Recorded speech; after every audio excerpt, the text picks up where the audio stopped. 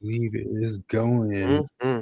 Hey, have you ever used the Walmart grocery order thing, like the pickup? No, Okay, so Morgan I've uses seen it. it. Yeah, Morgan uses it all the time. Um, all it is you choose the shit you want to order. Some apathetic teenager picks it up, and then he comes and loads it into your car. It's kind of nice and convenient, but I've noticed something. It grabs all the stuff. Yeah, they grab all the stuff, and then you park in a spot and tell them when you're there, and then they come and bring it out. That's pretty cool. Yeah, What's it's up, pretty cool. Risto? Except for the funny part is, like, they'll tell you when they don't have something, and every single time they've told us they don't have something, I'm like, bullshit. They just don't want to go get it. Yeah, like one time it was salsa. Morgan was getting some salsa. They're like, sorry, I don't have any. And it's not that Was they it don't have that brand. specific? No. Oh. It's because if they don't have the specific thing you want, they will tell you, and you'll get a little notification saying, we didn't have that specific thing. We substituted it with this. And then you can select if that's okay with you or never mind, I don't want it. So they're like, we don't have any fucking salsa. The fuck you? What are you talking about? And I know what it is. They're It's lazy. it's that jaded teenager that, because today it was spoons, like plastic spoons. Morgan wanted me to do that. She ordered to pick up and told me on your way home from work, grab it. But they sit there out of spoons and cupcakes. So can you go in and get those? There's no cupcakes and no spoons. Yeah, like plastic spoons. And what's up, Blue Meanie? So she's like, so can you go in and get those because they're definitely not out of them? I'm like, yes. And I know what it is. I know that it's some jaded teenager that goes and picks up like the scented candle that you ordered and then looks on the list and is like, fuck, plastic spoons. That's all the way on the other side. You sure of the about store. that? You sure about that? You seen the workers in there lately? We don't fucking have any. You sure about that? A teenager? I'm gonna go with. Yeah. With what? Islamification. Islamification is somebody says, "I won't touch this. Not halal. That's not halal. I'm not going to touch your cupcakes. They're not killed inhumanely." What's up, Steve? Plastic haram. Plastic's haram. It's all haram. Morning. What is Risto in Cambodia or something? He was talking to Blue Meanie, who's in Australia. Oh yeah, I forgot. Well, I got to cover our ad. This is our ad this week. I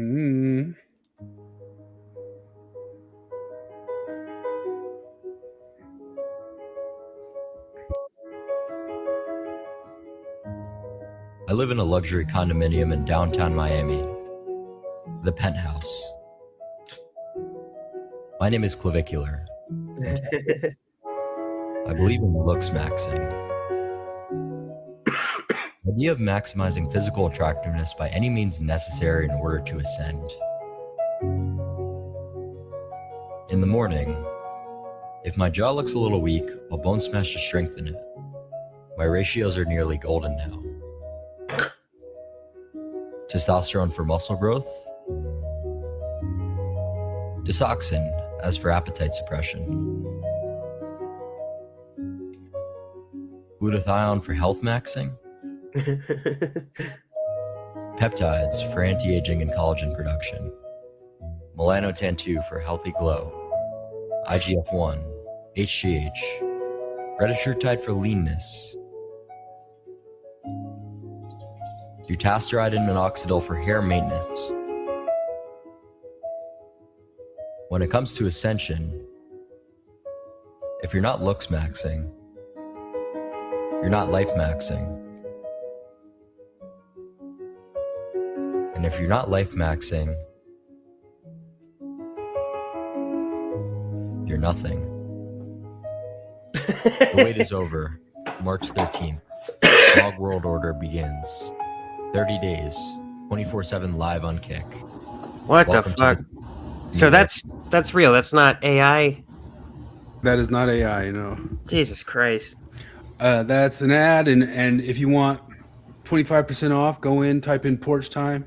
You'll get 25% off. Porch maxing. Porch maxing. Because we're all about the looks maxing. I'm hearing background sound. Is anybody hearing that? Is it my air conditioning? I believe it is something like that. I don't know if your mic is going through your headset or not, Flip. We're only getting background sound, I guess. I mean, I hear you, but we're hearing straight air conditioning. I do believe. Well, let me check. Ooh, Yep, it's on yours. Maxing looks happy. Looks happy. What a miserable fucking morning routine. Did that change anything? Yeah. Yeah. Yep. Totally. And you left your air conditioning on? Yeah, no. So you remember last week I couldn't get my stupid camera to work, and no matter what I did to Microsoft Edge, it just wouldn't work. And so it's just funny because like I Googled, on Microsoft Edge, I Googled for Chrome, and the first thing is like, but Microsoft Edge is cool. You like it, right? I'm like, fuck you. And I go click the Edge or to Chrome, and I go to download. And it's like, download failed. But at the top, there's a banner. It's like, hey, you can browse securely with Edge. I'm like, fuck you. And it's like, there's an option like, if it didn't download manually, and I download it manually, and I go to click it, and another thing pops up like, but Edge, you like Edge, right? I'm like, no, fuck you. It sounds like the it sounds like the magician father in South Park. We like to have a good time here. Yeah. But I cannot figure out why it won't let me use my camera. Like that just randomly happened. But whatever, Chrome works, so Chrome wins. Well, here is something that might cure your ails. I live in a piece of shit house in the ghettos of LA. The Trap House. My name is Jakey. I'm 26 years old, and I live by retard maxing. The idea of maximizing the art of being retarded in order to destroy overthinking and logic. In the morning, if I'm overthinking, I'll punch myself in the face to dismiss my thoughts. My thoughts and logic are now gone. I pop a Zin for focus. I shotgun a White Monster for energy. McDonald's breakfast for hunger. Gambling for dopamine maxing. A bump of creatine to double my heart rate. I pop a Blue Chew to spike my cortisol and brick max. I tattoo myself for retard cosmetic purposes. I then dick stretch for 3 minutes to lengthen my penis size. When it comes to a better livelihood and bliss, if you're not retard maxing, you're not life maxing. Looks maxing is gay. It's temporary. And most people are just ugly. Everyone can retard max. Everyone should retard max. Stop thinking. Just do it. Who's the person that can take clavicular seriously? I don't know. It's entered the lexicon though entirely. I hear people using the terminology all over the place. In fact, did you notice it was used by the knucklehead in our thumbnail here, the New York bomb? Oh yeah, I did. Walter Matheson, dude. That was real. The Islamacuk. Jesus Christ. Islamacuk. He said he was out there jester mogging the. Yeah, dude. I think everything has just been so fucking funny for so long that we didn't quite appreciate how goddamn hilarious that was. Like, this is funnier than Fiery but Mostly Peaceful. Yeah. As shit explodes behind him. This sounds like picture right there. Yeah, something from Arrested Development. We want everyone welcome here. Muslims can integrate perfectly. Allah Akbar!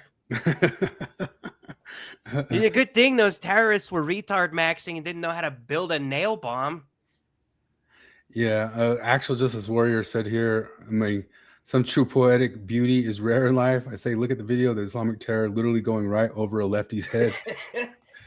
Had you guys seen this dude before? This weirdo? I think I'd seen him before, but he had just a ton of TikToks all through like the election. He would say just something smarmy and then eat something. Did you see Bering's commentary on it? No. What do you say? It's just funny because this whole thing, he's like, I was editing this all day, and the entire time I assumed he was a lesbian. And it wasn't until I read a news report that I realized that he was, in fact, male because he gives off such lesbian vibes. So all he did on TikTok, he grew his entire channel by saying, up with a perfect distraction from the Epstein files. We went into Iran for 2 reasons. The first is it looks like he's just talking on that. Usually, like what he would do, he just does this. gun lobbies and pro 2A people are really quiet right now. I wonder why that is. And he always ends off taking a bite of the thing, and I think he just does it because he knows people like me will want to punch him in the head for it, like Yeah. that part especially. Dude, that's almost as annoying as bird hands. Yeah. And if you were on TikTok at all, you could not go 5 scrolls without coming across another one of those. Recess, what do y'all think of Tommy Robinson? That Zio. Speaking of which, did you know that Pedro Pascal's Mr. Bad Guy to the left now? What? What did he do? He dated a Zionist boy. Oh, Out. He's out. Outs. He dated a Zionist boy? Boy. Yep. yeah, they saw him Oh. holding hands with a dude. I didn't realize the dude was a Zionist. Yep. So Pedro Pascal's over. He's so over, man. He's so People are over. talking. So He was I into saw- Wiener Boys. well, people are talking about like, oh, it's just been a open secret. Everybody knew he was gay, but he just wouldn't admit it or whatever. I'm like, you think Pedro Pascal wouldn't admit if he's gay? Are you joking? Because I think he's faking it. Like, I don't think he's gay at all. I think he would open mouth kiss. Did you ever see Neil Patrick Harris in Harold and Kumar? Yeah. Like he plays himself, and the whole joke is that he's like pretending to be gay just for the publicity.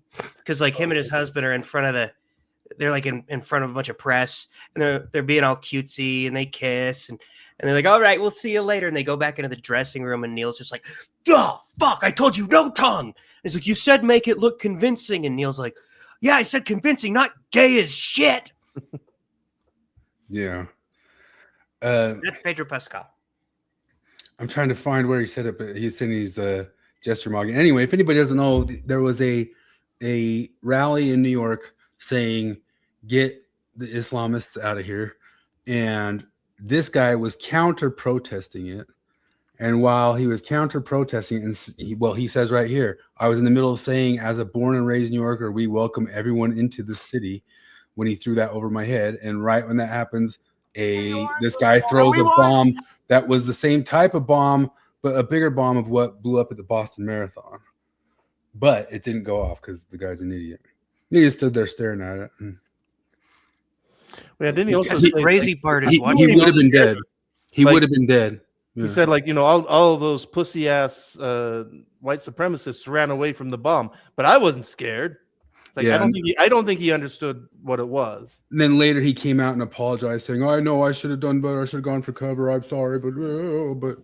That was kind of crazy listening to the counter protesters here, seeing it and being like, what is that? Is that a bomb? That kind of looks like a bomb. And they just fucking stood there.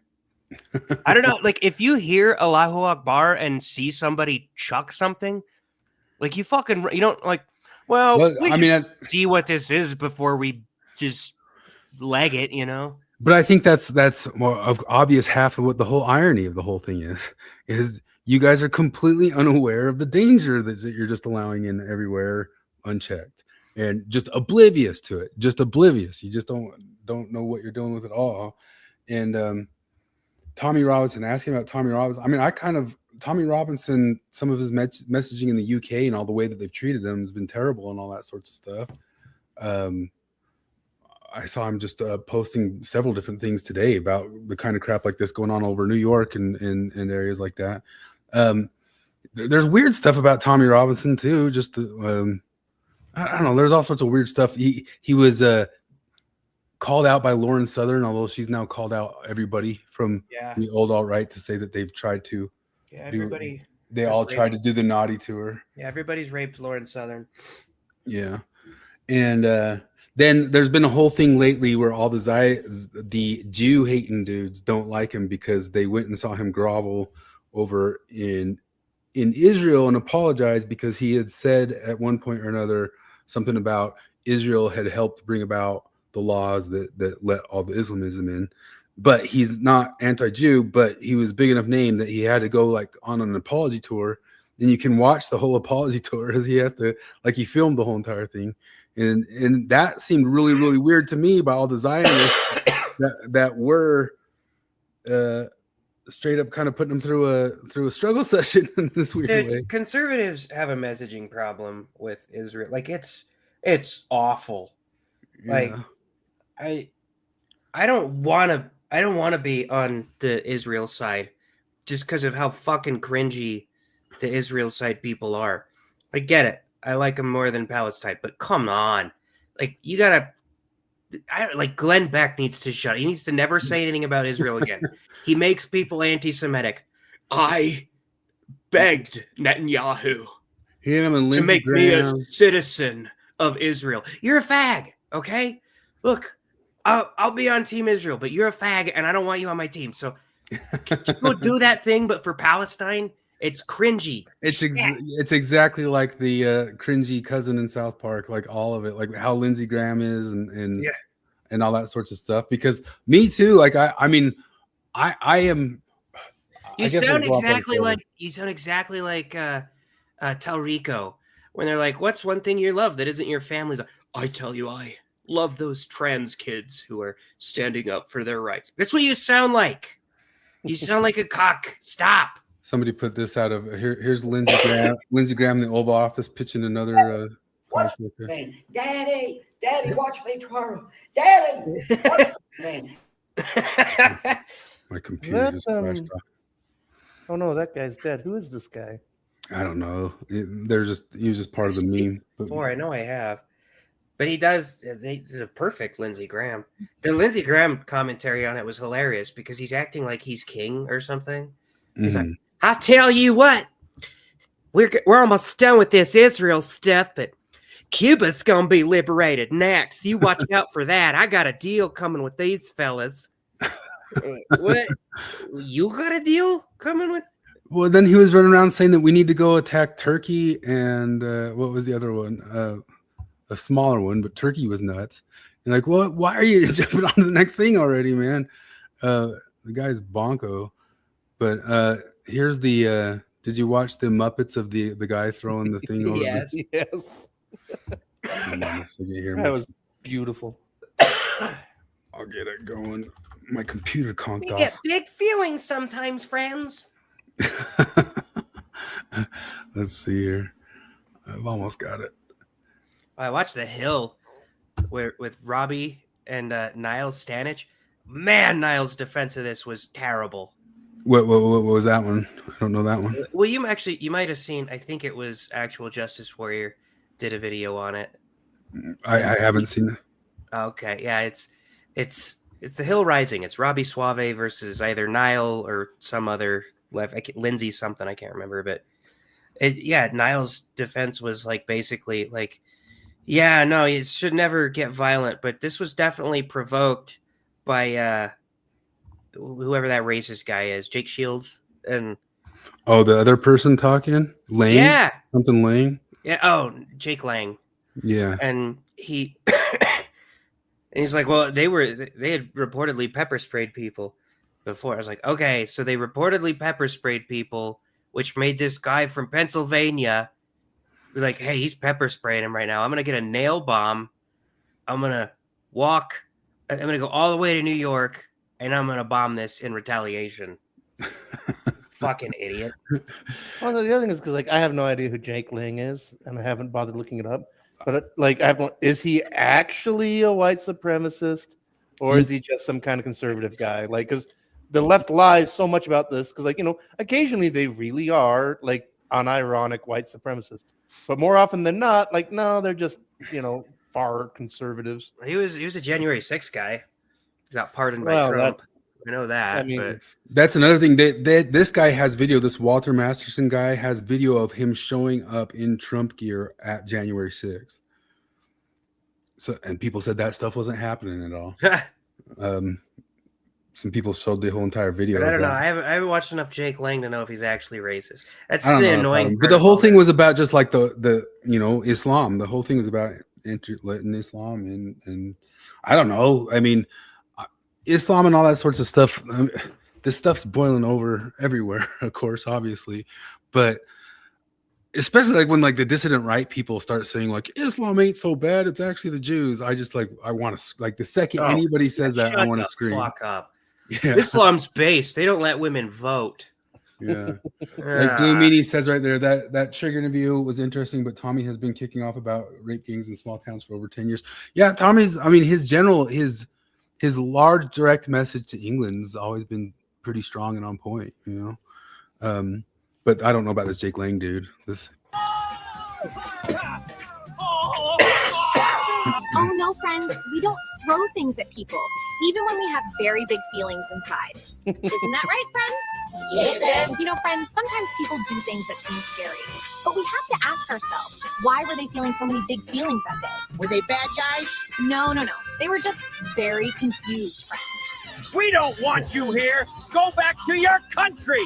Well, that's not very nice to say, is it? Let's use nice, inclusive language, please. These boys could have grown up to become CNN journalists and uplifting members of the community. Because some mean people may feel like they didn't belong here, they made a little bitty mistake by throwing a bomb into a crowd of people. And that makes my heart very, very sad.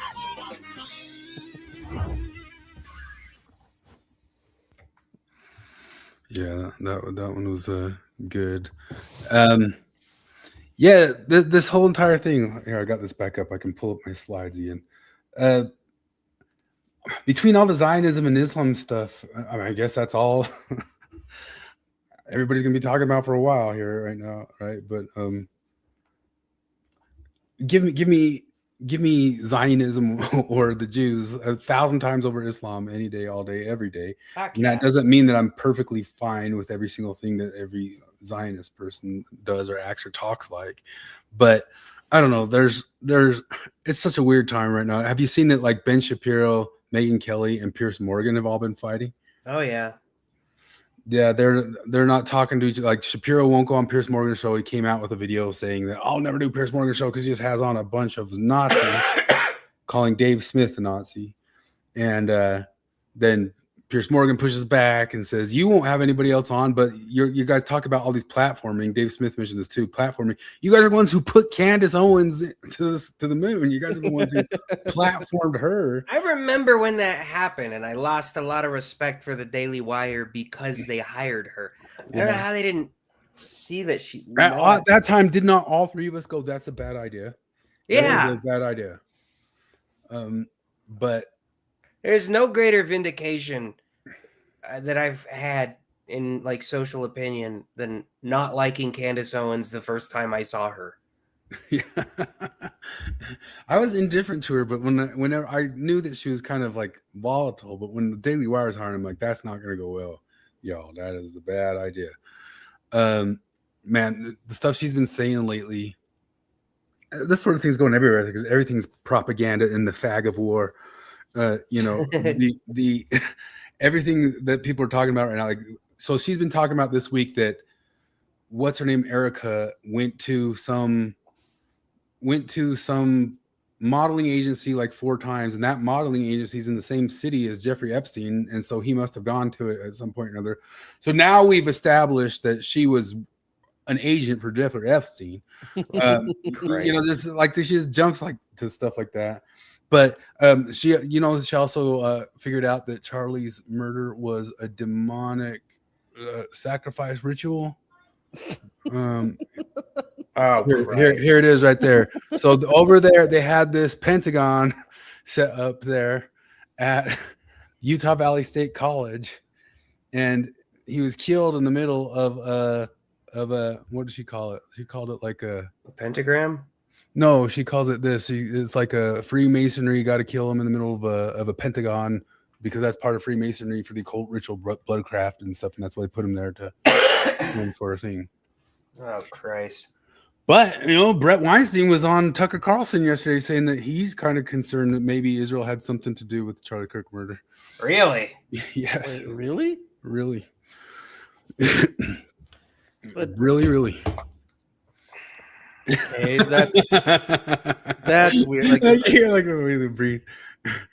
like 'cause Brett Weinstein, I thought if there's anybody that's reasonable, he's reasonable. I think he kind of like makes a reasonable claim, just the weird timing of it and all that stuff. And that's how you wouldn't have been able to go to war with Iran without Charlie Kirk out of the way or something like that. But I don't know. It's still not. I'm not able to make those jumps, fellers, because I think it was still that furry.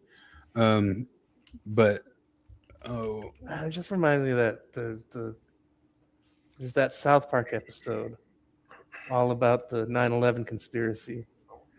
And, like they build it all up to like, oh, the conspiracy is that the government wanted everybody to think it was a conspiracy, even though it wasn't, and at the very end, it's like, Kyle's like, well then who did 9/11? It's like a bunch of pissed off Muslims.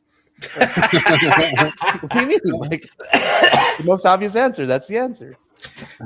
Oh man, I think you should judge yourself like in how you're doing in life or as an organization based on how many times per year you run face first into a Norm Macdonald joke.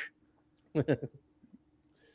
They just do it all the time. 2 Pennsylvania teenagers crossed into New York City Saturday morning for what could have been a normal day, enjoying city during abnormally warm weather. But in less than an hour, their lives would drastically change as the pair would be arrested for throwing homemade bombs during an anti-Muslim protest outside of Mayor Zoran Mandani's house. Here's what we know so far. Like, what's the story here? So, like, what am I supposed to glean from this if I haven't read anything on it at all? Like, they just happened upon an anti-Muslim brigade, and they're like, I have it's a beautiful day. It's a beautiful day. We're just having a nice little stroll. Good thing I brought my concealed carry nail bomb with me. Why don't we huck it at them? I got a little carried away. I tried to slaughter dozens of people, yelled Allahu Akbar, and pledged allegiance to ISIS. It's it happens. We all have bad days. So apparently CNN actually did not just deleted this, but apologized. Like they came out and said, "We're sorry. That was wrong." But like, which is frankly more than I expected of them. But also, who the heck? Like somebody approved that, right? Like somebody wrote it, and then they must have an editorial process. They must have somebody checking, right? So somebody went, "Yeah, okay, run with that." Good idea, fellas. It's so mind blowing that anybody thought to publish that. Yeah, look, there it is on screen. Brett Weinstein talking. I don't know if you want to hear it, but yeah, go for it. Quickly denied responsibility for it. I was shocked by this, but I will say that after Charlie was killed, Benjamin Netanyahu very quickly denied responsibility for it. I was shocked by this. It did not seem natural. Now, I'm not saying that means that anything in that quadrant was responsible for the murder. Like, if I were the prime minister of Israel, I would have an entire "we didn't do it" department. That would be every single thing, every single day. Yeah, you're the czar of "we didn't do it." Just pay attention to shit that happens, and when it happens, just be, it wasn't us. Okay. They need to build some credibility and admit to one or two of them. I know. Like, we didn't do the first tower. We did the second tower. Let's say the USS Liberty was on purpose. Let's just say that, get some goodwill out there. Murder. All I know is that we didn't get a decent investigation. But I did feel, and I hope you will tell me that I'm imagining this. I did feel that denial by Netanyahu was effectively a Rorschach test and maybe designed to be one. That I was supposed to feel alarmed by this. And a normal person was supposed to think, that is batshit crazy. He said they didn't do it. Obviously, they didn't do it. So anyway, I'm not telling you that I see the evidence that somebody did it, but what I am telling you is we've just found ourselves in a war that Charlie would have been opposed to. We know that from his public and private statements, and that he would have been a formidable force in opposition. So this is a fat kid syndrome. What am I to think? Why? At least we should have an. He also said that Bibi giving Trump a golden beeper might have been a threat to Trump. But go ahead. This is a fat kid syndrome. My friend told me about it when we were, because I'm fat now, but I wasn't a fat kid. I have a friend who was always the fat kid in class, and he said the worst part about being a fat kid is that when you're in class, somebody rips ass and people start smelling it. They always blame the fat kid. Every single time. It sucks. So he would, like, as soon as people started smelling, like, I didn't do it. You know? Yeah. Israel's the fat kid on the world stage. Troy says it's abnormally warm in Nevada today too. Hardly anyone has thrown out. Well, lives haven't been changed. Bombs, though. Lives haven't been drastically changed. It's so stupid that they just dared. Oh. It sounds like they're like giving a synopsis of like an adventure film or something. The other issue with that whole thing also is like counter protesting. Like, how stupid is that? You know, like, because that's the one thing is like they had 20 people showed up, and what they do, they had a roast pig. It's like, and yeah, they're just being inflammatory. Like, okay, so as long as they're not breaking the law, remember that whole First Amendment thing? All right, just let them point, and if anything, point and laugh. But this whole idea that they're going to have 120 people show up with bullhorns that counter protest, like, what the fuck? Like, you can only create trouble by doing that, you know? I had a question. Do you think that if we found another planet out there, if we went to the planet and we found out where its main energy resource was, it would be surrounded by crazy sand people? It would be on someone's sacred ground, and we would it's like call the it... same thing would be going on that planet. Like that would be like an evolutionary happening of a planet. I don't know. They'd have just some like precious... any water hole in Africa's got a crocodile in it. Any natural resource on any planet has a bunch of wackadoo clerics surrounding it. Something like that. I don't know. And there'd be an abundance of a secret. But we'd call it unobtainium or something gay like that. God, that's the stupidest thing. CNN reports on Japanese teenagers who come to Hawaii for what could have been a beautiful day at the beach. Did you see the house they lived in? That's in Pennsylvania. That's their house. And we hate America. This is one of the things. I guess this is just one of the general precepts of the larger concept that they're getting to. Because I have a bunch of stuff on Islam here, but there's also you tied into so many different things. But Homath was on with Benjamin Boyce yesterday, and he talked about this. One of the huge changing things of his life is that. No, it's not just economic disparity that causes people to be the way that they are and all that sorts of stuff, which is obviously one of the essential presuppositions of the left. You know what I mean? Like, give them money and they will be good and happy.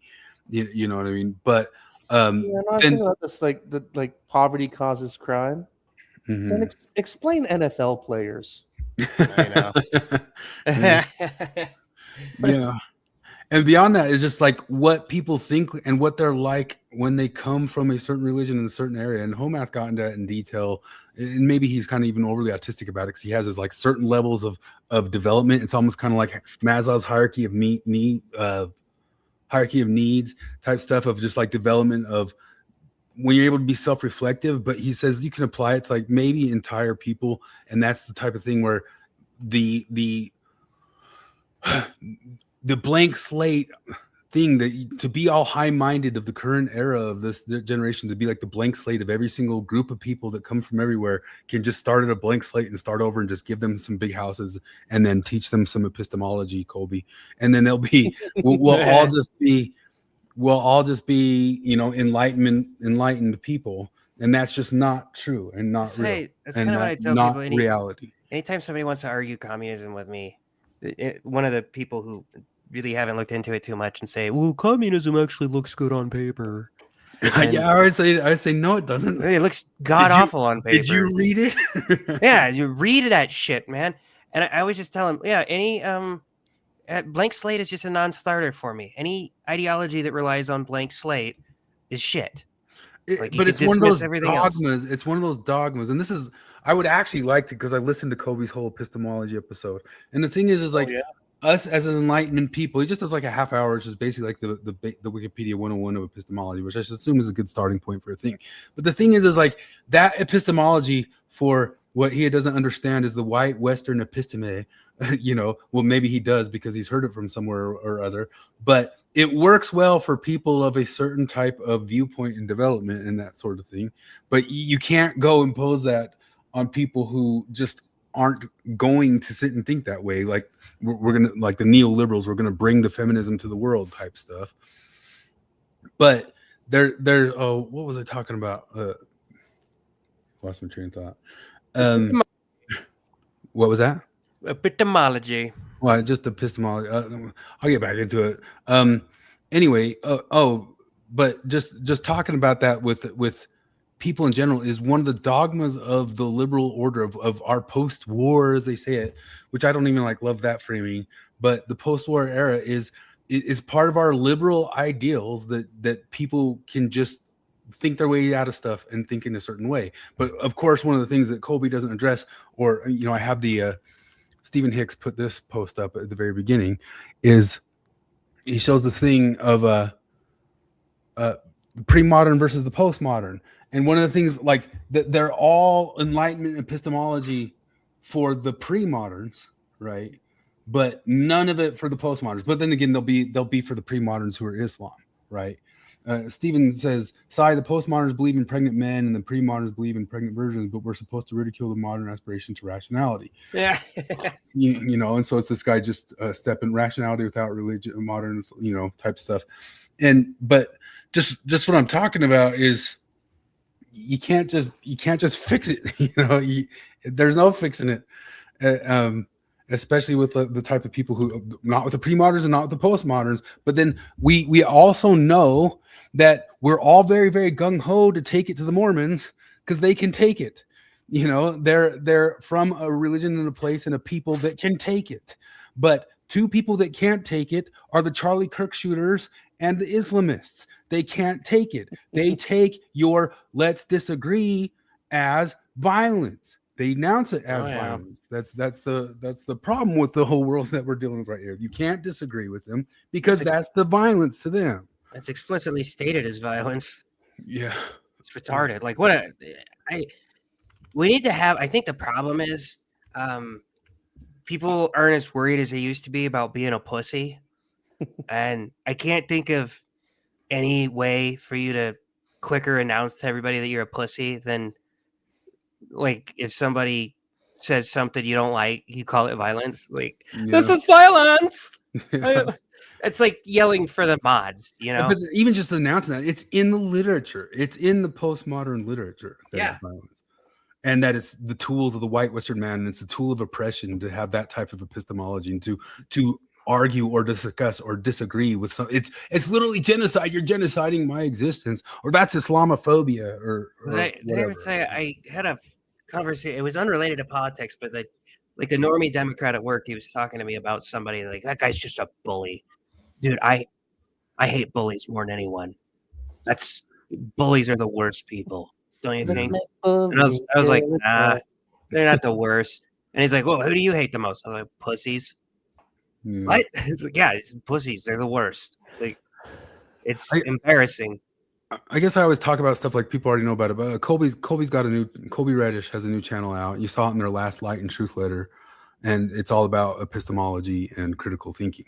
Critical thinking. What's wokeness called? Critical consciousness. What's that? That's a Martin Bailey with the term critical. Oh, we can get into all that sort of stuff. Or you just call it an obfuscation. Because critical consciousness is not critical thinking. Critical theory is not critical thinking. Well, nobody really knows what critical thinking is, because to normies, all it is having the correct opinions, right? Remember, I told you a couple weeks ago, this guy I work with is an honest-to-God flat earther, and I've been wanting to talk to him about it because I think it's hilarious. And people, when they hear about flat Earth, they do kind of the same thing that, we were talking about, they do in pedophilia. They just fall all over themselves to say how much they disagree with it. And you're like, yeah, dude, we all don't like pedos or whatever. But flat Earth, how could you be so I don't even understand how you're so stupid. And they just go on and on and on about we know the Earth is round, man. We know you think that. And three of the guys in there when we were talking about it were like, it's just that you lack critical thinking skills.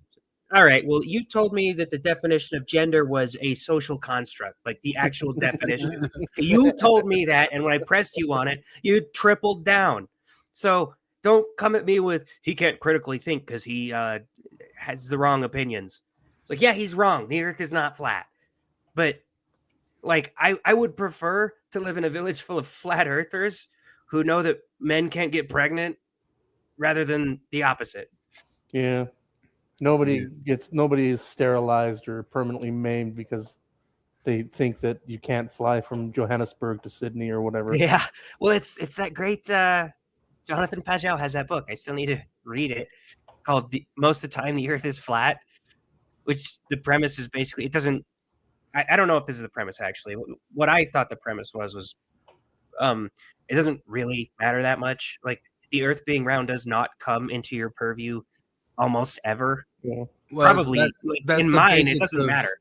Like if I found out that my dentist was a flat earther, I'm not gonna be like, "Ooh, I'm not going to him anymore." I'm gonna be okay. Well, is he good with teeth? 'Cause- Well, but kind of that's actually kind of one of the basic precepts of what phenomenology is, in just the general sense is your experiences of the phenomenon are more important than what the whole thing is. So your phenomenology of it being flat is going to be more important to you in your day than knowing that it is a great big giant ball and round. I guess it could become important if you were a navigator in olden times or something like These that. people they're acting like mad at it. They're like mad at him for. Yeah. I'm bewildered. I'm not angry that he thinks the Earth is flat. I'm not angry at people who don't believe we landed on the moon.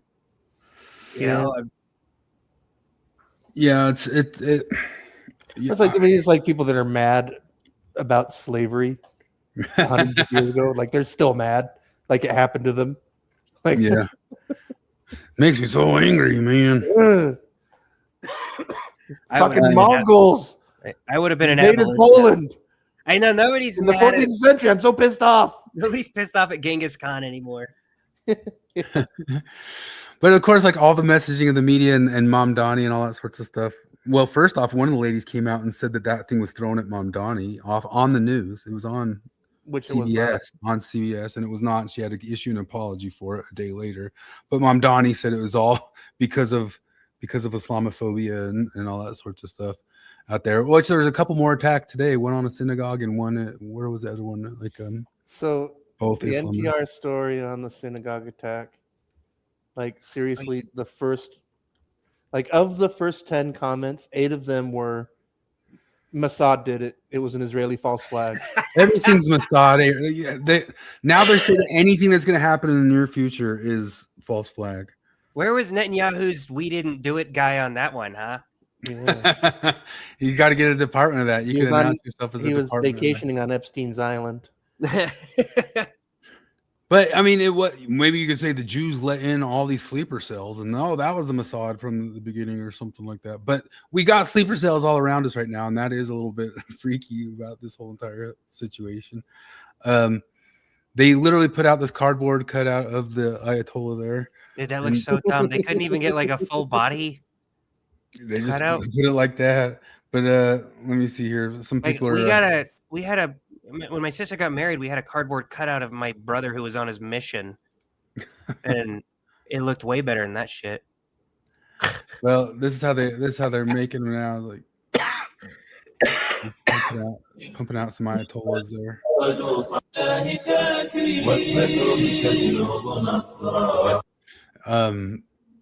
I saw some stuff of like a bunch of them at Costco or something. Oh, there's a bunch of them at Costco. They ship to Walmart and outer stores. And Marco Rubio realizing he has to step in as the new supreme leader of Iran. I guess the word on the street, they were saying he was dead yesterday. The word on the street is he's in some coma and missing a leg right now. I heard that a while ago, but then I also heard that he was dead today. But I've heard both. Confirmed. The last thing I saw on BBC is there are rumors. But yeah, nothing remotely concrete. Well, with the Ayatollah, Iran tried to say, no, he's not dead for like a half a second. And then the next day they're like, yeah, he's dead. So Jared sent this whole meme here. The Muslim world is divided about Iran. Muslim countries in favor of removing the regime: Jordan, Kuwait, UAE, Saudi Arabia, Oman, Qatar, Bahrain. Muslim countries against the removal of the regime: Great Britain, France, and Spain. You're not on the. That's not on it. That's not displayed, but I never get tired of those jokes. I remember. Was I not on it for this? Oh no, you weren't. I wasn't. No, I'm an idiot. Yeah, there we go. Sorry, I got too many things out there. So maybe not that one too. He said this Chat GPT, is Israel secretly controlled by the Jews? No, this idea comes from anti-Semitic conspiracy theory, not from evidence.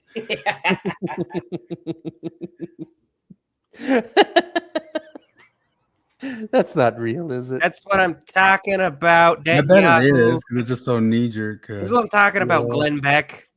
You get a bunch of Glenn Becks as your most ardent defenders of Israel, and this is what you fucking get. Well, speaking of England being taken over, I saw this like police thing going by, and somebody goes, "When a 10-year-old girl says the N-word whilst being gang raped, that's when they send all the cops." Oi, oi, oi, oi! You ain't got a permit for that N-word, you don't. Watch this one. Let's see here. Oh, Wow, I'm gonna totally bail at 9. that's too fast. I know, but because I had to work, I had fucking meeting. By the way, feminization of the workplace, meetings. Oh God, yeah. If it weren't for women in management, there would be no meetings. Yeah. Yep. I think you just get more people who are, because there's this phenomena of a lot of people who get put into a position they don't know shit about.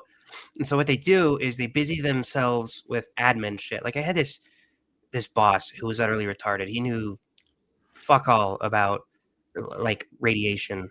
Okay. And so what he would do is he would designate the lead tech to do all of that stuff, and he would act like he's doing all this important shit that's like administrative. And he had this thick New York accent, and he'd always be like, "Oh well, you could throw out bullshit numbers, be like, that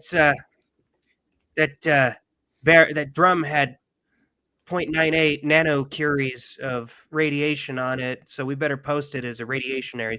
"Oh yeah, you go talk to Steve about that.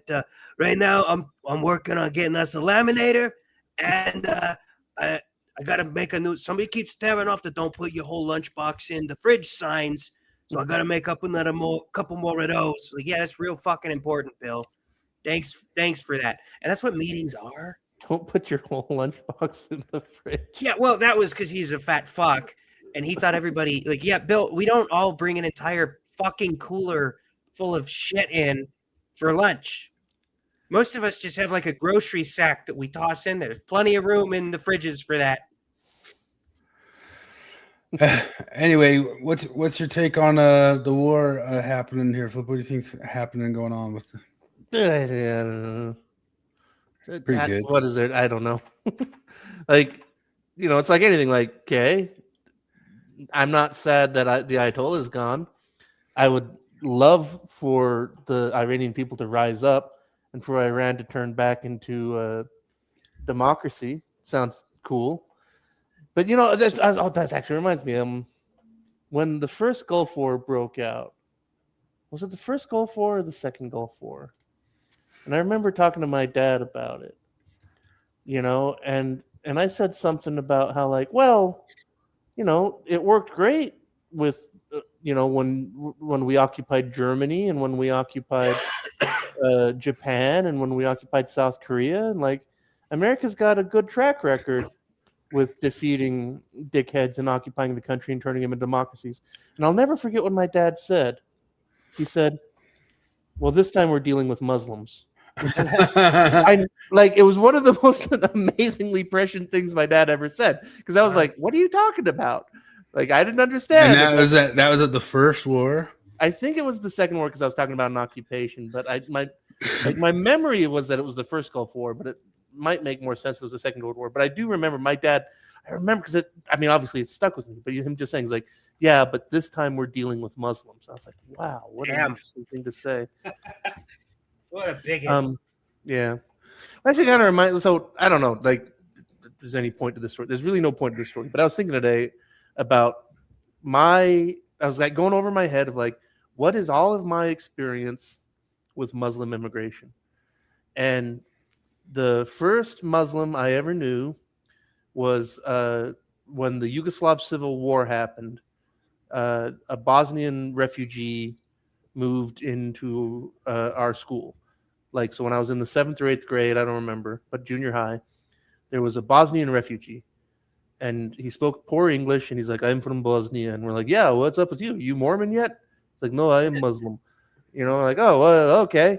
But like, he didn't wear a funny hat or robes or had a beard or, whatever. Like, that was literally like, oh, okay, Muslim.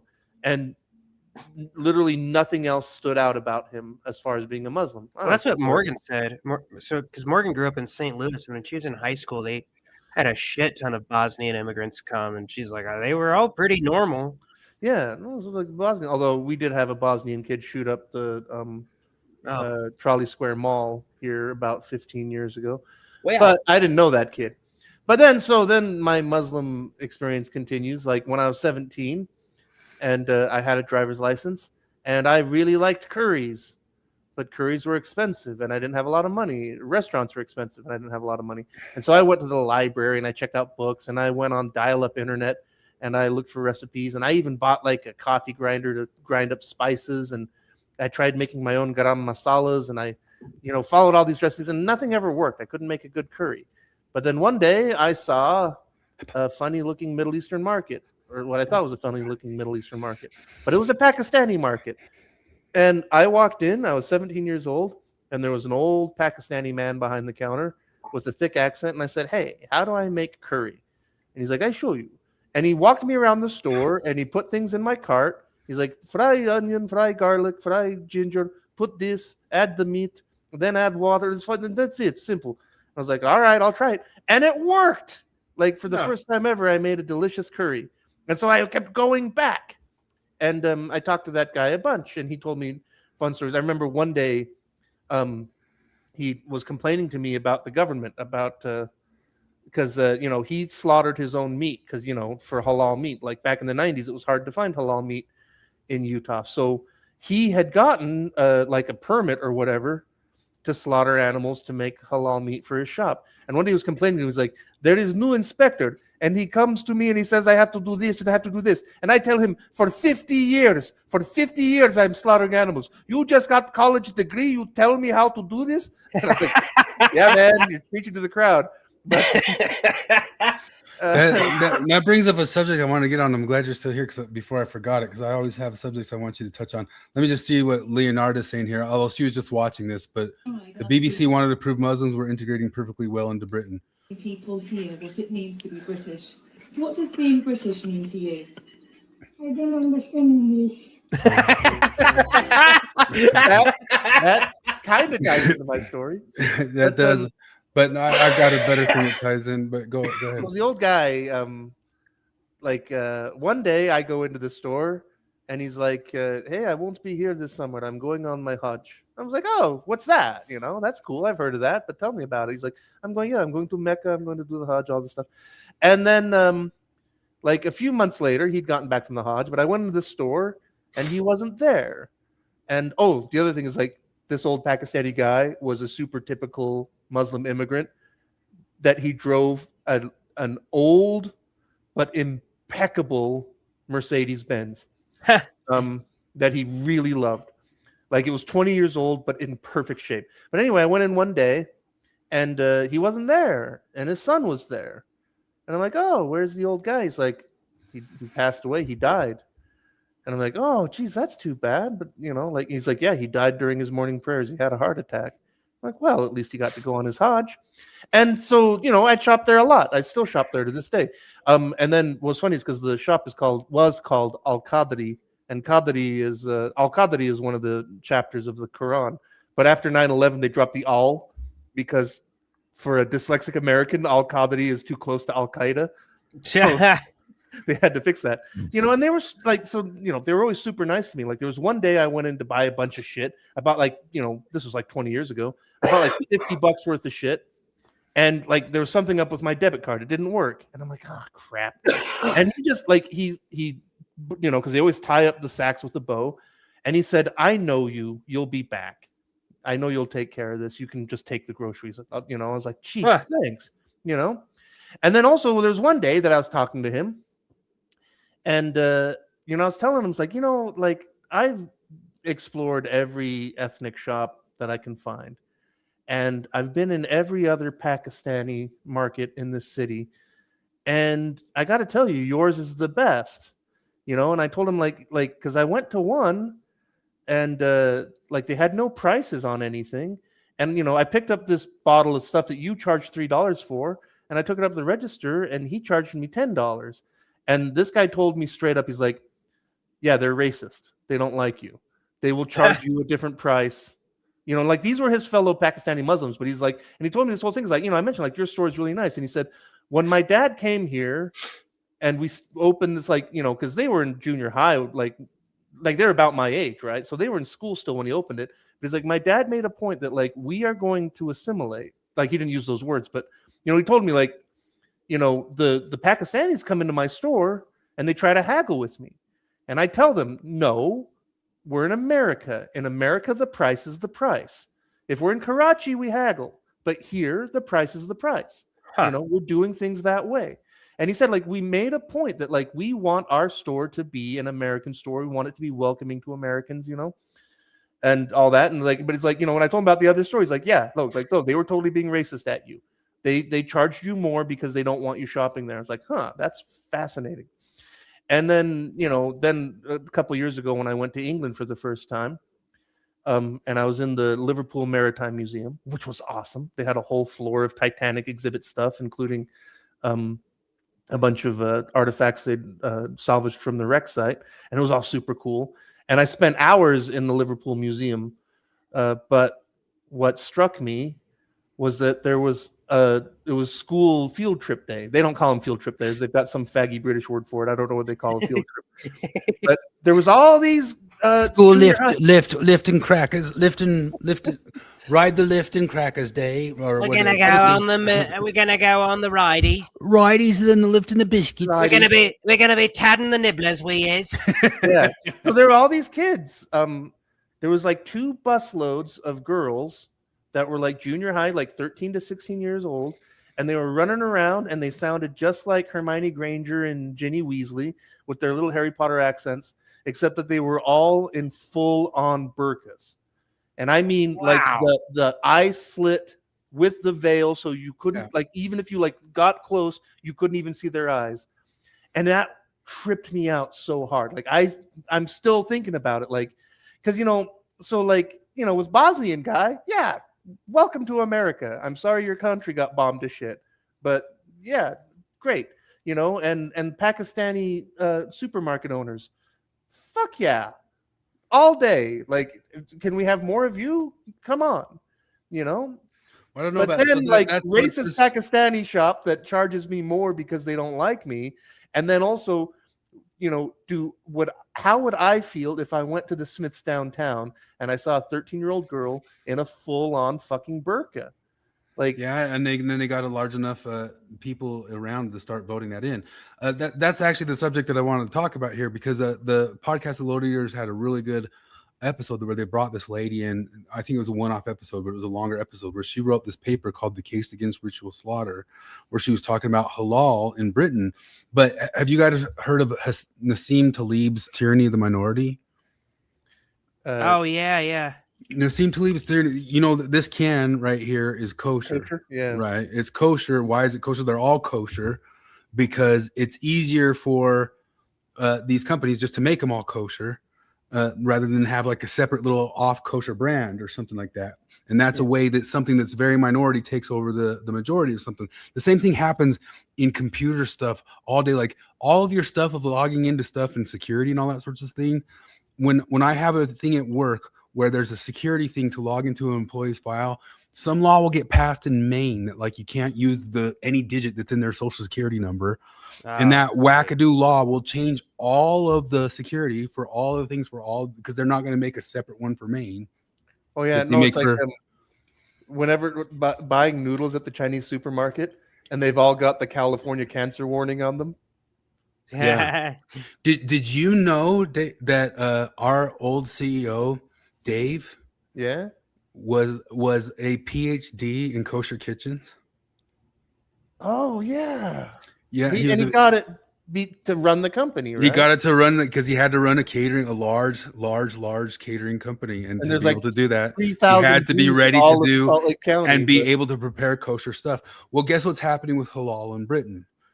The halal is getting to be so big that the tyranny of the minority is starting to happen, and almost all types of meat creation and meat packaging is starting to all that's become one thing I've noticed. halal. Like here, I mean, just today we went to the, because I had to kill time between the end of my shift and going to the stupid work meeting, and so I went to the Iranian restaurant because I figured they need some love. Like we're bombing their country to shit. I'll go drop some money on some eggplant goop and kebab. But this causes like a huge major problem because if you think about it, it's inhumane slaughter. And this lady goes into the detail that they claim that they do a stunning, and the stunning's not. No. The animal has to, according to the rules, the animal has to be alive and conscious. Yeah. And you can't stun it. In fact, I know that there was I think it was 10 or 15 years ago, and I think it didn't go through, but there was a big thing in Poland where Poland was going to pass an animal welfare law that would have, the point of it wasn't to prevent halal slaughter, but it would have effectively prevented halal slaughter, and that would have made it a deal. But that's the thing. So I was getting at, when I was in England just this last time, that's one thing I noticed is that, here, if you go to a Greek place, it ain't halal. All the Greek joints in Liverpool are halal. You see the little halal sign way more commonly over there than you do here. Here's the Qadri. It's basically it's literally just the places that come from places that are Muslim majority. But that's it. The second thing that's different is our old boss was not a Jew. No, he was not a Jew or a rabbi, but he was able to prepare certain type of kosher food or get his kitchen properly prepared and just have some rabbi come around once in a while and do some random blessing or something like that. He told me the whole process of it at one time or another. But that whole place was technically considered kosher prepared, available because of whatever that rabbi had done, and that he had that PhD in preparing it. Halal is different. Everybody preparing and touching the food or working in that kitchen all needs to be a Muslim. Jesus. So they start doing that, and then you start saying, well, now we can only employ Muslims in our meat packing plants here in Britain because we get to a certain population. Nassim Talib says it only takes 3 to 4% of a what does he call it? I've got it here on the grok. 3%, 4% of an uncompromising minority can force its preferences on a much larger, more flexible majority. And classic examples: peanut allergies, kosher food, halal, language in Quebec, wheelchair accessible, non-GMO stuff. Oh, you remember when we used to have completely gluten-free meals for 1,500 people? Oh yeah, that's. Oh yeah. I tell that story all the time about how I know that gluten intolerance is an entirely psychosocial phenomenon. It was in catering because we did convention catering. And since we were in Utah, 90% of our business was magic oil salesmen, MLM types. It was all, mostly it was some kind of, woo health nutritional garbage. And so anytime we'd feed a room of 1,000 magic oil salesmen, 600 are gluten-free, 300 are soy-free, 400 are lactose intolerant, with a huge overlap, right? And that was just norm. And then when we'd feed a room of 1,000 rich rednecks at the Hunting and Conservation Expo, one person wants to know if there's any shrimp in anything because they have a shellfish allergy. It's that's how I know. In a room full of 1,000 redneck hunters, nobody has a problem with gluten, but the magic oil people, they all have something. Not one person in that room that is allergic to something. But there was frequent times when there was maybe it was really popular for a while to go gluten-free.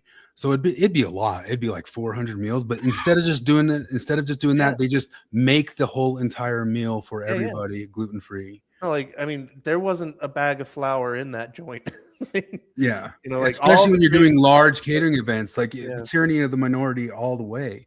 But this also comes back to these lefties and the stuff going over their heads right here is you let in enough Muslims into your city right there, and then all of the animals and all of your meat are getting killed inhumanely. You what do you call it? You bleeding hearts. You're bleeding heart. I guess you'll have to become complete vegans while all the animals are getting killed inhumanely all around you. I saw something on Twitter this week of there was like a big, I guess the start of Ramadan or something like that, and they had some sort of cow out there just in the middle of Texas, and they killed the cow inhumanely just right there in the middle of Texas in like a street and something like that. And you're like, what on earth? But just the stuff that they don't realize that they're just letting in or hanging on. But I mean, how much of the world is halal anyway? But that stuff is so ridiculous to just think that they don't know what they're coming in. But you know what happens if you put too much oil in your hummus? This happens right here. What?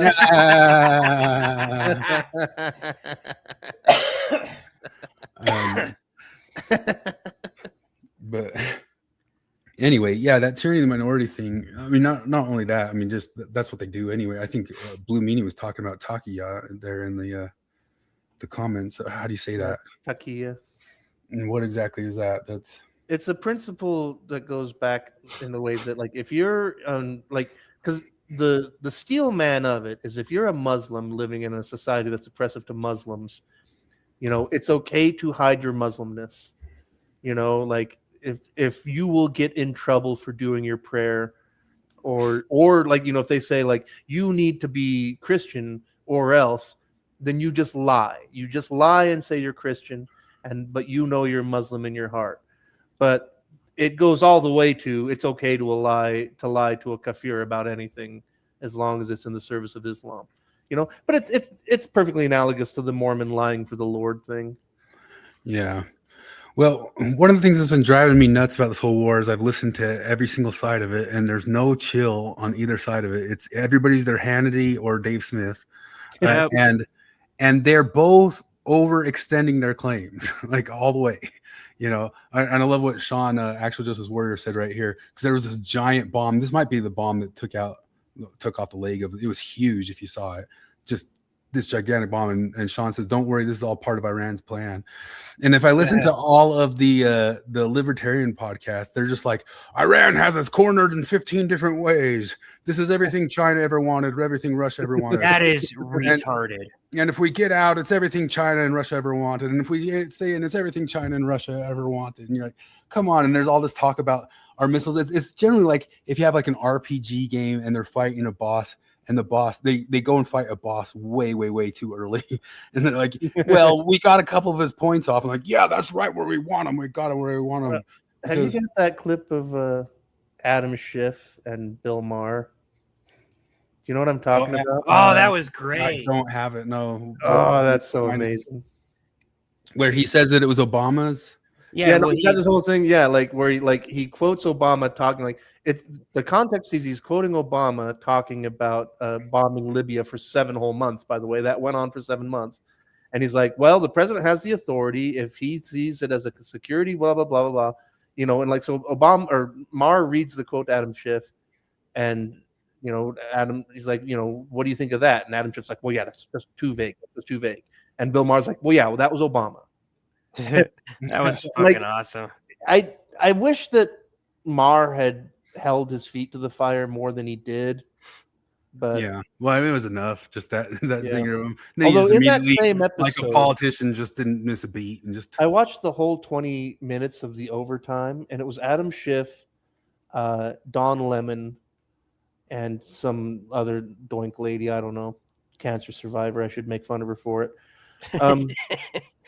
But like the thing that just drove me nuts, there's a million things about it that drove me nuts, but the number one thing that pissed me off is like there was at one point when somebody in it says, like, well, he's an election denier, and everyone goes, yeah. I'm like, Adam Schiff and Don Lemon are sitting right fucking there, and you're gonna shit on election deniers? Yeah, it's so ridiculous, all of it. But there's all this stuff like the U.S. we're running out of missiles and all that sorts of stuff. We're running out of interceptors and shit.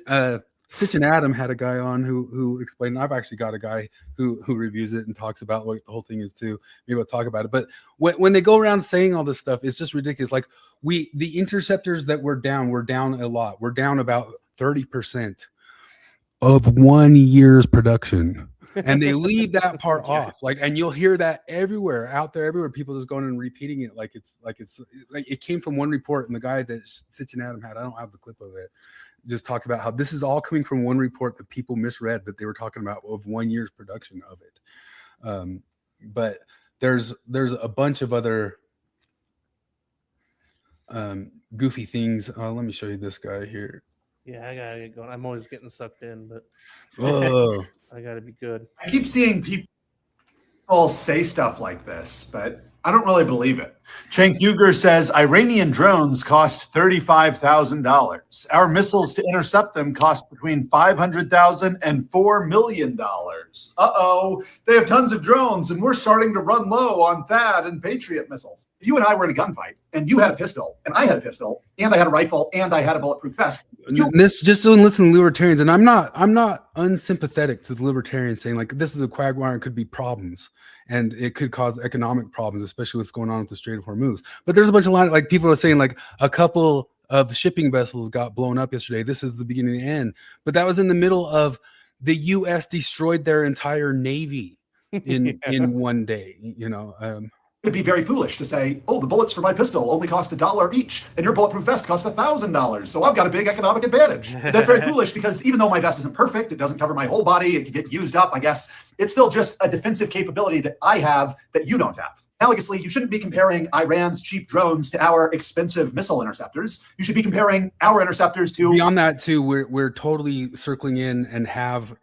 The guy went into detail about how all their plants to create this stuff are getting targeted and destroyed just as bad. And if they suddenly start saying and texting and communicating with each other, let's go create another one, they have this Palantir access to saying, oh, we know where we're bombing next. Like, Iran's interceptors. We will absolutely win an attrition war against Iran. Yeah, not only that, we could beat 7 Irans. The only thing that's different is like there's that Machiavellian thing that says Machiavelli says don't get into these wars where you don't just obliterate them. And the problem is since everybody says that we get in these quagmires that we can't win, but we can't win them because of our ethics.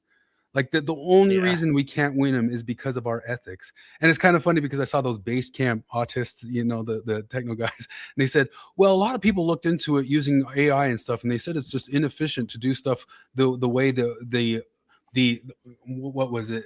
The American soldiers used to have to go around, and I guess there's actually stuff in the bureaucracy of the government that like if somebody's shooting you with a gun, you have to kill them with an equally strengthened gun, or it's disproportionate or something like that. Oh yeah, that's retarded. Like crazy stupid things like that. But it's all just our ethics. But it's funny because you see the tech guys, the disruptors, saying, hey, we've noticed that all this being ethical stuff isn't efficient. And maybe now we're in a world where there's enough tech bros around that stuff where they're saying like, well, we don't care if stuff's efficient or not, we're just going to blow them up or something like that. But of course the autistic tech brains will say, we noticed it's inefficient to be as highly ethical as we've been through the Vietnam War, the Korean War, and the 2 Gulf Wars, which made things turn into long, terrible quagmires. And you could like also look at it morally and say, I don't know about this where we're just kind of coming in and instead of killing, like Victor Davis Hanson says, it's like the first time we're seeing every single thing is chopping off heads. It's the generals and the leaders are getting killed in everything, and not the ground troops in anything. But I don't think they have any, actually. So if I surprise attack you by shooting you with my rifle, and as you're going down, you fire off a round from your pistol and it bounces off my bulletproof vest, and with your dying breath you say, haha, that vest was so expensive though, I don't think you've won, really. Ballistic missile shots fired are down 86% from the first day of fighting, with a 23% decrease just in the last 24 hours. And their one-way attack drone shots are down 73% from the opening days. I think what's happening is we're destroying their... That's the other thing too, is their attacks are dwindling off by major percentages. Stockpiles and military personnel, and so they're launching fewer and fewer of their weapons. And I think it'll be hard for them to manufacture replacement drones and missiles because we're probably bombing the factories that do that. I also think Cenk's estimate for the cost of our interceptors, $500,000 to $4 million, is very high. We have multiple systems that are much cheaper than THAAD or Patriot missiles that can shoot down drones. For example, the Coyote missile is low cost, intended to counter unmanned aircraft systems like Iran's drones. It costs reportedly $100,000, $100,000 to $125,000 each. Or this thing, we have 50,000 of them. They cost $22,000 each. It's been used to shoot down drones multiple times in testing. You can see videos of the CRAM, which is a Gatling gun, shooting down drones in Iran recently. I've tried to figure out the cost of what it would take to shoot the machine gun at the drones. Maybe it's a few $1,000s. My point is, just because we do have these super expensive interceptors that are meant to shoot down ballistic missiles, it doesn't mean we're using these on Iran's super cheap drones. Ultimately, I don't agree with this war. It's never been explained to me why we have to attack Iran. I have a hard time believing we're morally justified in doing it. But you shouldn't let your feelings about the justification for the war cloud your understanding of how the war is going. As far as I can tell, it's very foolish. And that's my problem with the whole entire libertarian side of this. Like I would be more sympathetic with them if they could get honest about what the disparity in the warfare is here. I know. Like they're talking about like, oh, they've taken away our ways to satellite. No, they didn't. No, they didn't. They might have gotten like one satellite thing or something like that. We can still zero in on everything. They are still flying F-14s that were built in the 1970s. Yeah. It's and the whole. I mean, I've listened to probably 10 to 1 that libertarian side of stuff of them just tantruming, and it's all just like Iran's got us cornered every single which way. They're gonna beat us and destroy us because it's all in their favor, and you're just like. No. Like I can sympathize with saying I don't know that we needed to do this or not, but at the same time, like the question of sooner or later this was all going to happen, right? At some point or another, according to Hillary Clinton. According to Hillary Clinton, but we've just all the world's oil supply just being completely cut off for eternity by this group of nutballs in Iran. I mean, I figured sooner or later something was going to pop off, and obviously things were weakened. Then there's all this other stuff. People constantly, just like if somebody starts to say Islam is actually so great, when people start talking like China is so much more advanced than us, they're just wrong. They're wrong about it. Most of China's stuff is Timu. There's all these reports going out that all of the warheads that they gave to Iran are not working and not launching. Like they gave them shit material, and most of China's material is shit because they don't pump stuff out well. But I don't know. That's just one of my large frustrations with it is like there's the Hannity side where this is just going to be gung ho and great. I'm like, no, I think we're going to feel some pain from this. I believe some crap's going to start happening in the economy. I'm sure oil prices will go up. I don't know that they'll be able to do some sort of regime change or any sort of thing. Great things going to happen with that, other than kind of crippling them for a while. But it's crazy how few people there's an increasing number of subjects that like something like this comes up where people can respond to it with, I don't know that I like that very much. Like it's always all or nothing. And there's no in between. Tariffs are either like the worst thing in the world or the best thing in the world. Like, and nobody in the commentary can hedge anything. Like all of them have to be. It's either all the way good or all the way bad. And that's the ultimate fag of war going on. That I can't. It's driving me crazy. It's driving me crazy because every single thing it's 100% great or it's one. I can totally sympathize with. I don't know how good things are going to go in the near future. But just like Afghanistan and Iraq were terrible, right? It cost us stuff. It changed some things around here. But people keep talking like, we're going to have that thing again. I'm like, but okay, but how bad ultimately really was that for the U.S.? And remember the whole thing where little Afghani girls got to learn math? Yeah. Wasn't that nice? And they were allowed to drive cars. And if they wanted to become doctors, they could become doctors. And it was harder for someone to, like a father, to murder their daughter for dating a Christian. Remember those 20 years of Afghanistan? Good times. I don't know. That's just one of the large things driving me crazy of this whole entire thing. I would love to hear a libertarian say, "Oh, we're gonna murder them and kill them and kick their butts," but it's pocketbooks a bit, and the world will be a bit of a quagmire for a while. Who knows how it's gonna go? Other than that, but did you guys ever see This Whitest Kids You Know on Nukes? Are you ready to take Are you ready to take your Nerf combat to the next level? Am I? Get ready for the newest in Nerf warfare, the Nerf nuke. Simply punch in the command code to activate the Nerf nuke's plutonium reactor. Enter your keys into the arm launch module, and then it's up to you to make the ultimate decision. Hey guys, my mom just got me the Nerf nuke. Man, what are we gonna do? He's got a Nerf nuke. Well, we could pull our allowances together and get 2 Nerf nukes. Why'd you call this meeting today? Was it to give me all your lunch monies? We have recently acquired 2 Nerf nukes. What? Mom, I need more money for Nerf nukes. I just bought you one. Well, can I have my next 7 months allowance up front? No, then you won't have any money for the rest of the year. Mom, this is serious. All right, let's make an agreement that none of us will get any more Nerf nukes. Agreed. I'm getting one. I'm getting a Nerf nuke also. Okay, that kid can definitely not get a Nerf nuke. Well, I already have one actually. My mom got me one. It's in my basement. I don't believe him. He's too poor. Yeah, but what if he gets like a crappy one from somebody or something? Just the fact that he's looking for one is bad news. Now all we can. But he hasn't done anything to us yet. Isn't that messed up?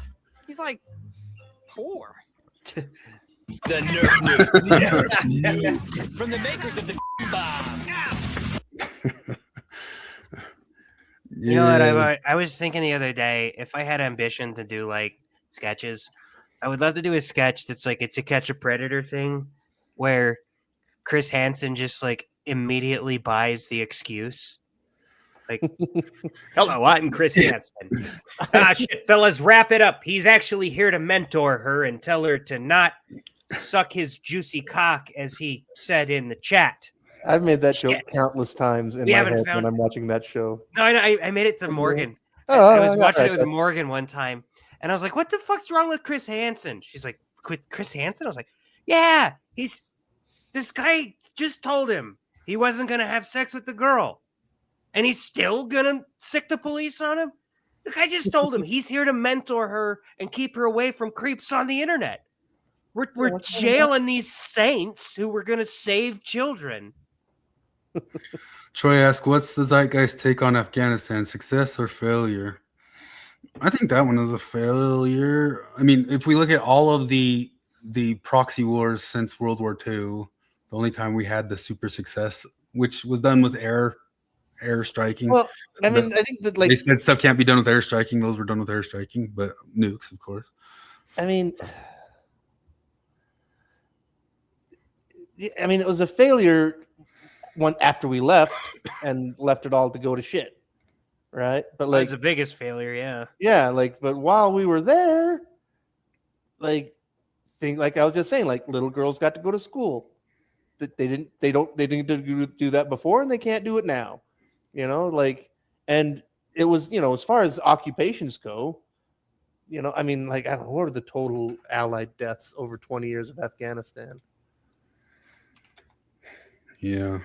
I mean, all that stuff, just like I said, it's been a dent on us. And if we do stuff forever and ever, it'll be continued dents on us until one day the dent will dent over. And you know, but a little under 4,000 military and civilian deaths in 20 years in Afghanistan.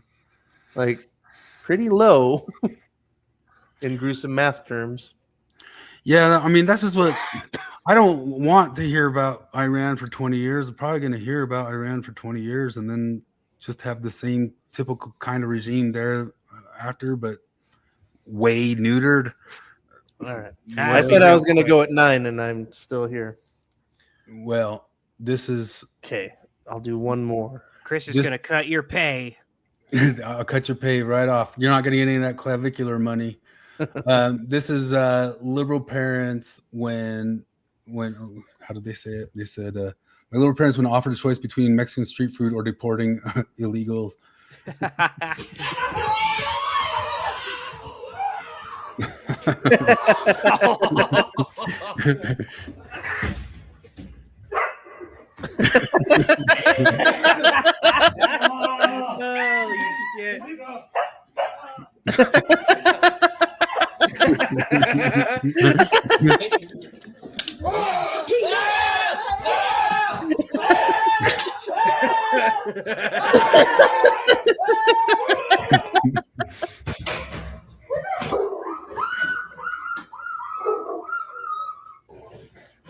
Good boy, the last boy. That's one good dog. My dog That would be a dog good voted dog. I know he Republican. would. He's That not dog was putting- that dog's a white supremacist. Yeah, that's the last one. Unless you want to see, you don't have to You stay. got for one it. more? It's just another very very short meme. But now I've lost my pages. Okay, here we go. No,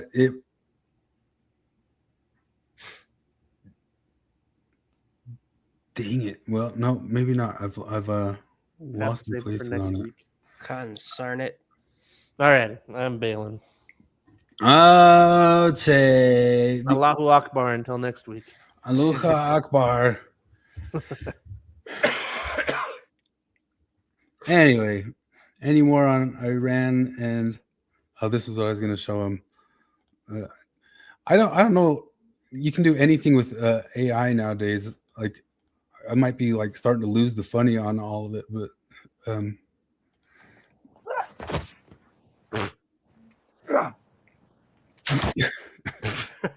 What the fuck? Yeah, I don't know what's so funny anymore. Anyway, did you watch this old Onion clip of I think I shared it. A lot of times, money stresses can really be overwhelming. Yeah, but help is on the way. Author Christine Eckert is here to show us some exercises to reduce stress. Hi, Christine. morning. Hi, Jim and Tracy. Christine, I'm so glad you're here. I'm about ready to snap. She is. The first thing we're going to learn about is problem visualization. Okay. It's a simple method for reducing stress by assigning an image to represent your anxiety. Well, that sounds simple enough. Okay, the first thing I like to do is imagine my money-related stress, the most disgusting, terrifying creature I can think of. Imagine an ugly, greasy little creature with a hooked nose and oily. Oh, he is scary. I call him the Grabbler because he's a greedy little monster who wants to grabble up all my money. Ooh. Now close your eyes and picture the Grabbler. Okay, there he Now is. think of all the problems your Grabbler is causing. He invented interest rates like the ones on your credit card. He's taking jobs because Grabblers only hire their own kind. I just want to get rid of him. Now imagine the Grabbler slowly disintegrating like a pile of ashes blown away by a purifying wind. And now you're in a peaceful meadow full of lilies swaying in a gentle breeze.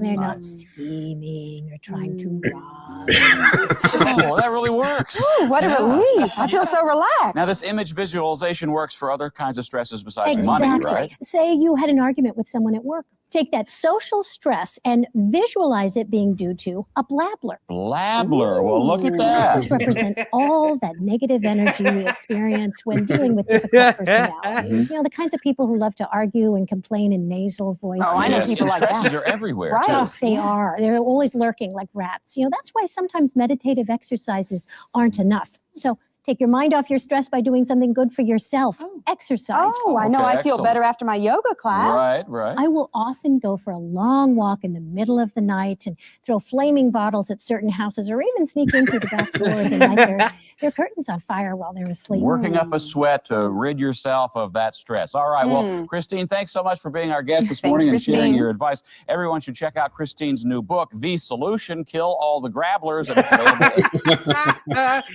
available. The Onion used to have no chill, man. They were so much funnier back then. God. Oh man, all the Jews, man, all the Jews. Did you see this stuff like Shapiro's eyebrows have been out there? So people are putting all these things of like his eyebrows having wars with each other. He made a shirt with his eyebrows. Yeah, I guess I wonder if like nowadays, since you know how to deal with media, you have to lean into a joke even when you don't want to. Like, oh, I didn't want to do Probably. this. No, I guess I got to lean into it because they said it. Got to make a T-shirt out of this. But oh man, I don't know. The Jews, everybody's on about the Jews still. The Jews are doing it to us. Here, I will be right back. I really got to piss. Uh-oh. Uh-oh. So speaking of blaming it all on the Jews, I don't know if Jared's able to hear this, but have you guys all heard of, I guess we've talked about him on here before too, the Kai Schwimmer guy. This is the Kai Schwimmer guy. And if you don't know, Kai Schwimmer is a Mormon dude. And we talked about him. He was on with Cardin on Ward Radio. And he's been on pretty much with everybody, Latter Daily Saints, all those types of guys. He was nominated for some position with the Young Republicans, not just of Utah. I think it's national or something like that. And he got recognition as being a Young Republican kind of TPUSA, Charlie Kirkish type dude now. So he's making waves in the Republican universe. Let me see how many people are even...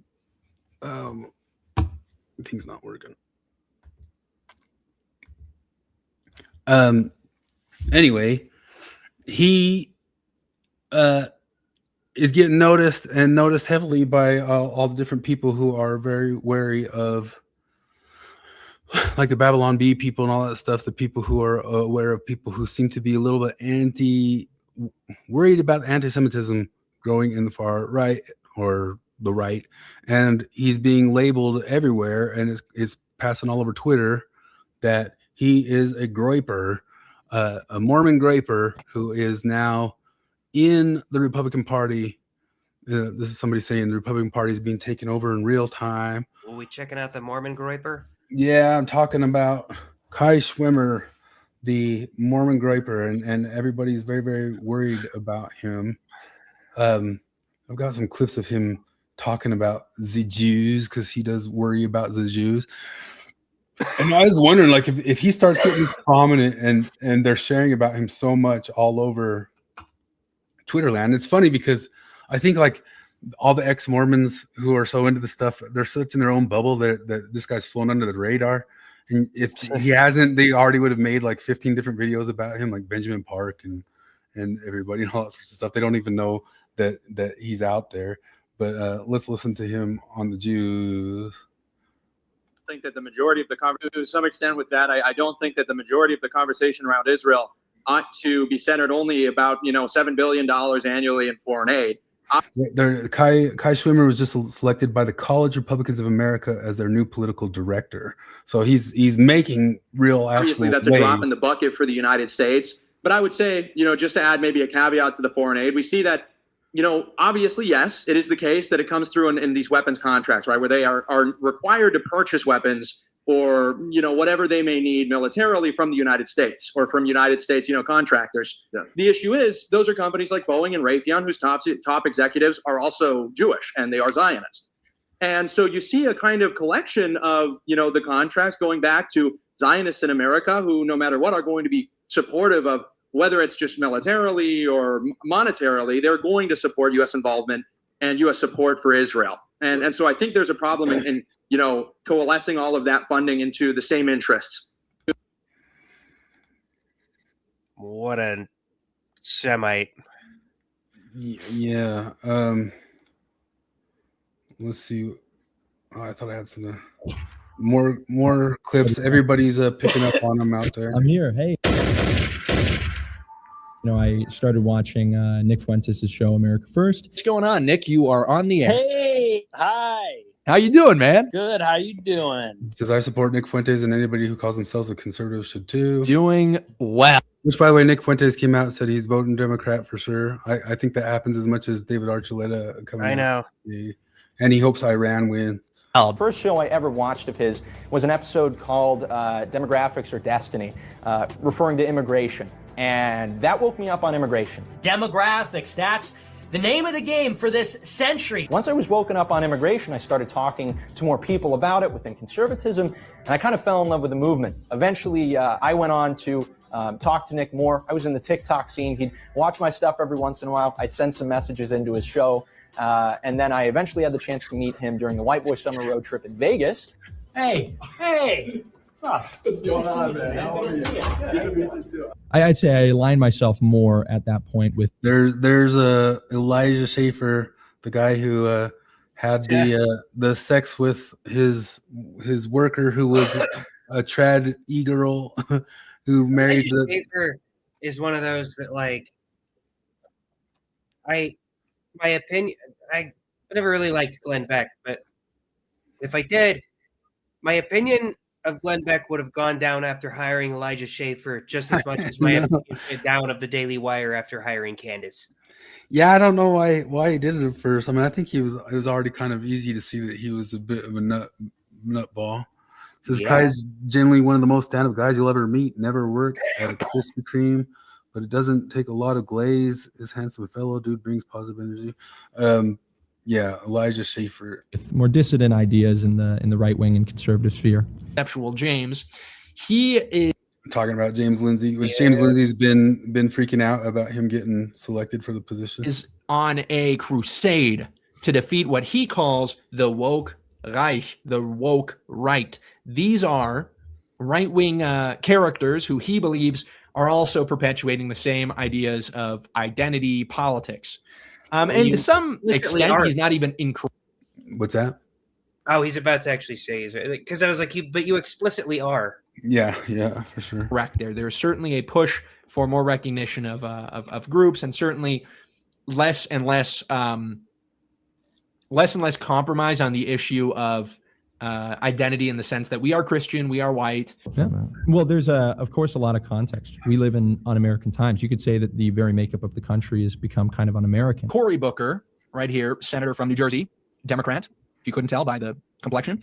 Now, you can't really account for stuff that Nick would say, even though you are sort of in the same movement. Yeah, I can speculate, and like I'll run defense because I think a lot of people they attribute a lot of malice to him when I don't think it's really there. We're in a holy war, and I will tell you this: because we're willing to die in the holy war, we will make them die in the holy war, and they will go down with their satanic master. I'm going to present a word to you, and then you say the first word.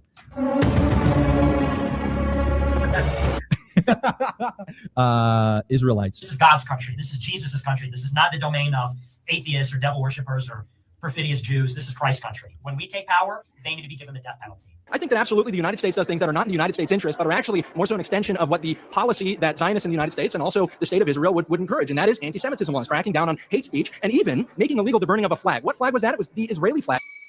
October 7th happened, and it was not, 100% was not, Israel's 100 to kill their own people with terrorists. That's a ridiculous statement. You know, I don't think that's ridiculous at all. What do you think about 9/11? Do you think that the United States has had any kind of intel that could have tipped them off about the 9/11 terror attacks? And I think that governments, the U.S. government, the Israeli government, have even in some cases allowed for attacks to occur, or in certain cases stalled their response in order to provide a larger justification for their response. For example, an invasion of Iraq, Afghanistan, that would have never been justifiable had a major terror attack not been committed on U.S. soil. Because Nick admits he is more dissident. He is probably one of the further right parts of the coalition, of that umbrella. There's going to be libertarians. There's going to be people who care about the economics. There's going to be all sorts of people. Open mic. We're going to be here for a couple hours, so get comfortable. I took Turning Point USA and I fucked it. And that's why it's filled with Groypers. But that coalition is coming together, and ultimately we'll see power. And here's Nick Fuentes talking about him more. And he's got an ass like you wouldn't. I thought he was joking. He was like, I forget what he was saying, but he really is gay, isn't he? He has a crazy ass. Now I know that going to the gym is gay because that ass goes crazy. He is caked up. It's fucking dangerous. It's like in Master of Disguise when those girls are pointing their butts at Dana Carvey. Goes crazy. So easily Kai number one. And Jesus. This feels like the digital gnosis thing. Oh yeah. It's really difficult to explain that you're joking. Like, because I don't know. Like, I'm just sitting there and I'm so close to Constantine. I could have just jumped up and kicked his ass, and then you'd laugh at it. Oh yeah, you could have kicked his ass. He's like, yeah, I could have taken out a box knife, stabbed him. Like, yeah, I guess, like right in the jugular, blood gushing. Okay, yeah, but I've learned that you got to make it not look gory, so they don't feel bad for him when he gets just slaughtered in their eyes. Okay, buddy, yeah, I get it. I get the joke. You wanted to kill Constantine. Yeah. I did just joke, and just his body just going totally limp in my arms. That's what Nick Fuentes is doing here. He's got that juicy ass. Ha ha! Yeah, gay joke. We like gay jokes. It's just the kind of ass you could just bury your face between and his cheeks. Hey, yeah. You just imagine just tongue punching that fart box, just and he's just moaning and gripping the sheets. Holy fuck, Nick, you're gay. Yeah, I'll pull up that digital gnosis thing right next because that's interesting and closely connected to us in a weird way. But what do you think is going to happen when this guy actually gets on like the political radar of the higher ups at the Mormon Church? Do you think he'll get excommunicated for being a Groyper? I don't know. See, the Mormon Church they're such pussies. Like, they wouldn't even excommunicate Tyler Glenn, who showed off the secret handshakes and spat on a picture of Joseph Smith. But everyone so far that they have had to contend with excommunicating has mostly been lefties, right? They don't want to excommunicate the gay guy. That's bad PR. But it wouldn't be bad PR to excommunicate the anti-Semite right-winger. I bet you they would do it if he gets famous enough and well known enough. And I think it's kind of happening. This stuff that I'm showing is just like a smidgen of all the people now posting about him because he got promoted to that position, and now pointing out that he was for sure a Groyper. I mean, he was on with Cardin talking about wanting a UBI, or the church give a UBI to all people, and that socialism isn't so bad and all that sorts of stuff. And Cardin agreed with it all the way because Cardin's a yin yang guy. Cardin's retarded. Yeah. But I don't know. I think if he becomes a famous, prominent, and rising Republican Groyper, they might have something to say about that. They might want to not be associated with it. I bet you he could get excommunicated if he keeps getting this famous. And not only that, there's like a major Twitter movement about, I can't believe this guy got promoted to that position right now. College Republicans of America is what it is. Political director. I don't know. I think if he catches notice and people say that he's so Fuentes adjacent, that the Mormon Church would axe him. I could see him Xing him.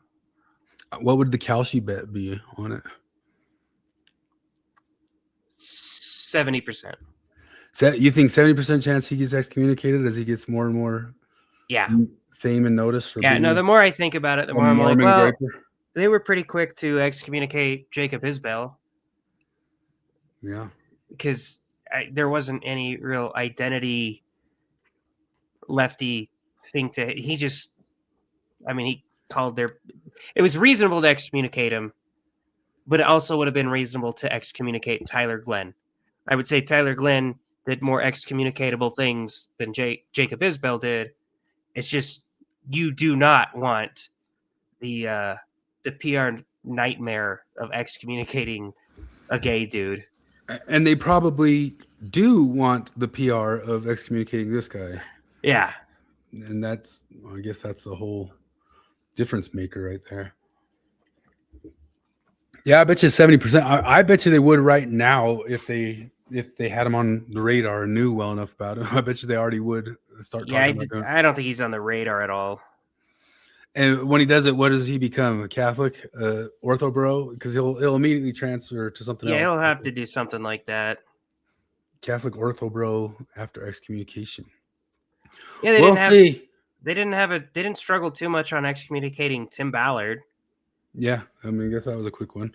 Yeah, I bet you the push this week about notice of who and what he is, he already had like some kind of subtle bubbling notice, just kind of growing as a influencer channel and all that sorts of stuff. But it's so overwhelming on Twitter now.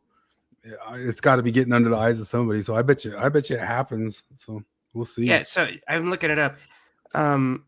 Jeremy Runnels, he wasn't excommunicated, but they were clearly going to when he resigned. That wasn't until 2016. That's 3 years after he wrote the CES letter. But Tim Ballard was pretty fucking quick after those accusations came out. Yeah. Mitchell says he doubts it. Troy says corporation is as a corporation does. I don't know. We should put out like a betting pool of like when Kai Schwimmer gets excommunicated, and maybe he'll curb off of this stuff now that he's in some official position or something like that, and he's not just an internet rage baiter or something like that. But I don't know. Maybe not. But there's such a major push from that, what they call the kosher right or whatever, to say, hey, we don't like this guy being in the Republican Party. The Babylon Bees tweeting about him, and I don't know what sort of big enough name needs to tweet it. I mean, James Lindsay's been crazy about him for a while. We'll see. Digital Gnosis, this guy here, he caused some waves. And if you don't know this kid right here, this is Warren Smith posting. This is how close Konstantin Kisin came to being assassinated during his debate with Destiny, which would probably, I didn't mean to talk more about the debate with Destiny when Flip was here, because I knew he had stuff to say about it. But so much of it hinged on that Hatchling stuff that we talk about. He got into a debate about what the word unprecedented meant. Oh my God. I had that with my brother-in-law texted the family chat when, not this Iran deal, but like when we bombed their nuclear shit. He's like, Trump struck Israel's nuclear capabilities without congressional approval. This is unprecedented. And I was like, unprecedented? Yeah, I guess other than every single military action since World War II, yeah, this is pretty fucking unprecedented. Yeah. Yeah, so I don't even remember how he would say it. What does unprecedented mean? Unprecedented. It just means more than before or something like that. And I don't think it's been unprecedented. I don't even understand like how he got in a debate. It was almost kind of like that Hatchling judo move, in the sense of, I don't think you were even doubting that word. You were just searching for whatever word could throw off the conversation. I know. Right That's there. so retarded. Yeah. Like Constantine was trying to get him to say, like, okay, letting in more people in the last year than we have in the last 1,000 years, that would be unprecedented, right? Well, I don't know what you mean by unprecedented. It's more than before. It's like way more than before, right? Like, wouldn't it? Well, things happen at unprecedented levels all the time. Yeah, and this is one of those things, you fucking dipshit. He's not a dipshit. He knew what he was doing. It's so weird because, I mean, yeah, the demographics of Europe are changing like crazy. The same's happening over here. It'll probably continue happening, all that stuff. And we talked about the problems with it earlier. And then that would only lead to more Groyperism. And I don't know how you keep everybody off of full Groyperism while also being like, yeah, that's a problem to import all those Islamists. A big law was just passed in Britain. I had some guy talking about it, that it's basically like almost impossible legally to criticize Islam now. Yeah, you almost can't say anything about it. I just had him reviewing like what he could or couldn't say, but let me see if Today is a dark day for the UK. Labour have made a move that doesn't just undermine free I speech tried to look up what the exact law was, but in an unprecedented way. The only chance of Islam reforming was through scrutiny, debate, and pressure from the government, and now Labour have made even having this conversation potentially unlawful. Using this definition, prejudicial stereotyping of Muslims and treating them as a collective group defined by fixed and negative characteristics, with the intention of encouraging hatred against them irrespective of their actual opinions, beliefs, or actions as individuals. It has removed the ability to not just robustly debate Islam, but even criticize individual Muslims irrelevant of their behavior. This unbelievably clever wording means any negative view of Islam, or indeed individual Muslims, can now be silenced as stereotyping from a place of prejudice and make any criticism of Islamic ideology illegal, as it would be treating Muslims as a collective. I've been working all day to find a way round, and there is none. As if those thresholds fail, there is always the possibility of being seen to be encouraging hate, as it is impossible to prove that wasn't your intention, as it is entirely in the eyes of someone else. It is now impossible to, even in a respectful or intellectual manner, discuss any negative aspect of Islamic ideology or behavior of any Muslim without the risk of persecution. This is a stance I never... Yeah, we all know that Christopher Hitchens warned about that so hard back in the day, and all of the old four horsemen of the apocalypse are on board with that concept, which I think is kind of strange and funny, because you have Colby's new channel, the Let's Disagree channel, and the thing about Colby is like what his general viewpoint is about logic and epistemology and all that stuff. We totally agree with. Like, that's the world we want to live in, right? Like enlightenment, epistemology type stuff. And the only difference is like it's talking about stuff like we do, like it's 2005 Reddit atheism type stuff. Like you're only arguing against stuff that everybody agreed with back then, and we're already at a point where every single one of the four horsemen of the apocalypse are, have all gone down holes of being called Islamophobes or transphobes for sticking to those Enlightenment values in one way or another. And there are workarounds in actual literature about epistemology, starting with Foucault. We've told you about Foucault for forever. Foucault was not only the person who engendered the queer theory, he also led to what is called post-colonial theory. And if you get into the details of post-colonial theory, almost everybody, it 100% stemmed from Foucault. And that completely, like a lot of people use it, especially in the West, talking about Native Americans, but it all actually originally started with what was called Orientalism or Islam. It was all Islamophobia stuff, and Islam was the oppressed, and the Western world was the oppressor type stuff. And every single one of the four horsemen of the apocalypse ran foul of that, I guess technically straight from the beginning.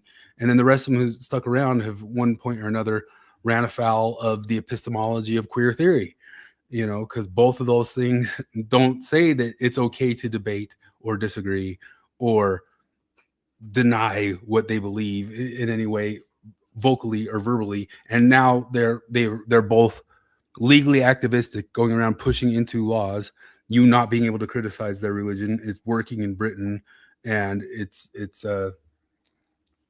they've tried to push it in over here. I mean, that's the stuff that Peterson originally started talking about all the way back with that C16 bill in Canada or whatever. Yep. Which has actually come to fruition all these years later. They're actually finding people for that sorts of stuff. But can't criticize stuff. Anyway, Konstantin Kisin was there, and Konstantin, I mean, where would you place Konstantin Kisin? He is a million miles away from a Groyper, right? Yeah. He's able to say, hey, there's a problem here with the immigration of the types of people that are coming into the country here, and it's changing the makeup of our country. And Destiny was there just in complete denial of the whole entire thing. Yeah. Did you watch the whole debate? No. I got seriously like maybe 10 minutes into it. I only saw clips. And I was like, I can't do the rest of this. Destiny's being just insanely bad faith. But especially like some of it was stupidly bad faith. Like he accused Konstantin of only having right wingers on his channel. And he's like, oh yeah, but you have a left winger on there. Like I'll take any that come. They have Hassan Piker on. I know. And he named off all these guests, and Destiny's like, I'm sorry, I haven't watched all of your I think they had stuff. Norm Finkelstein. They've had, I mean, just off the top of my head, But Konstantin being, I don't know, he's almost kind of like an exact centrist almost. I don't know how else to put him. Very, very. Well, they had an argument about that too. Oh, really? About what was the argument? He's right wing. Yeah. Destiny was trying to tell him that he's a right winger.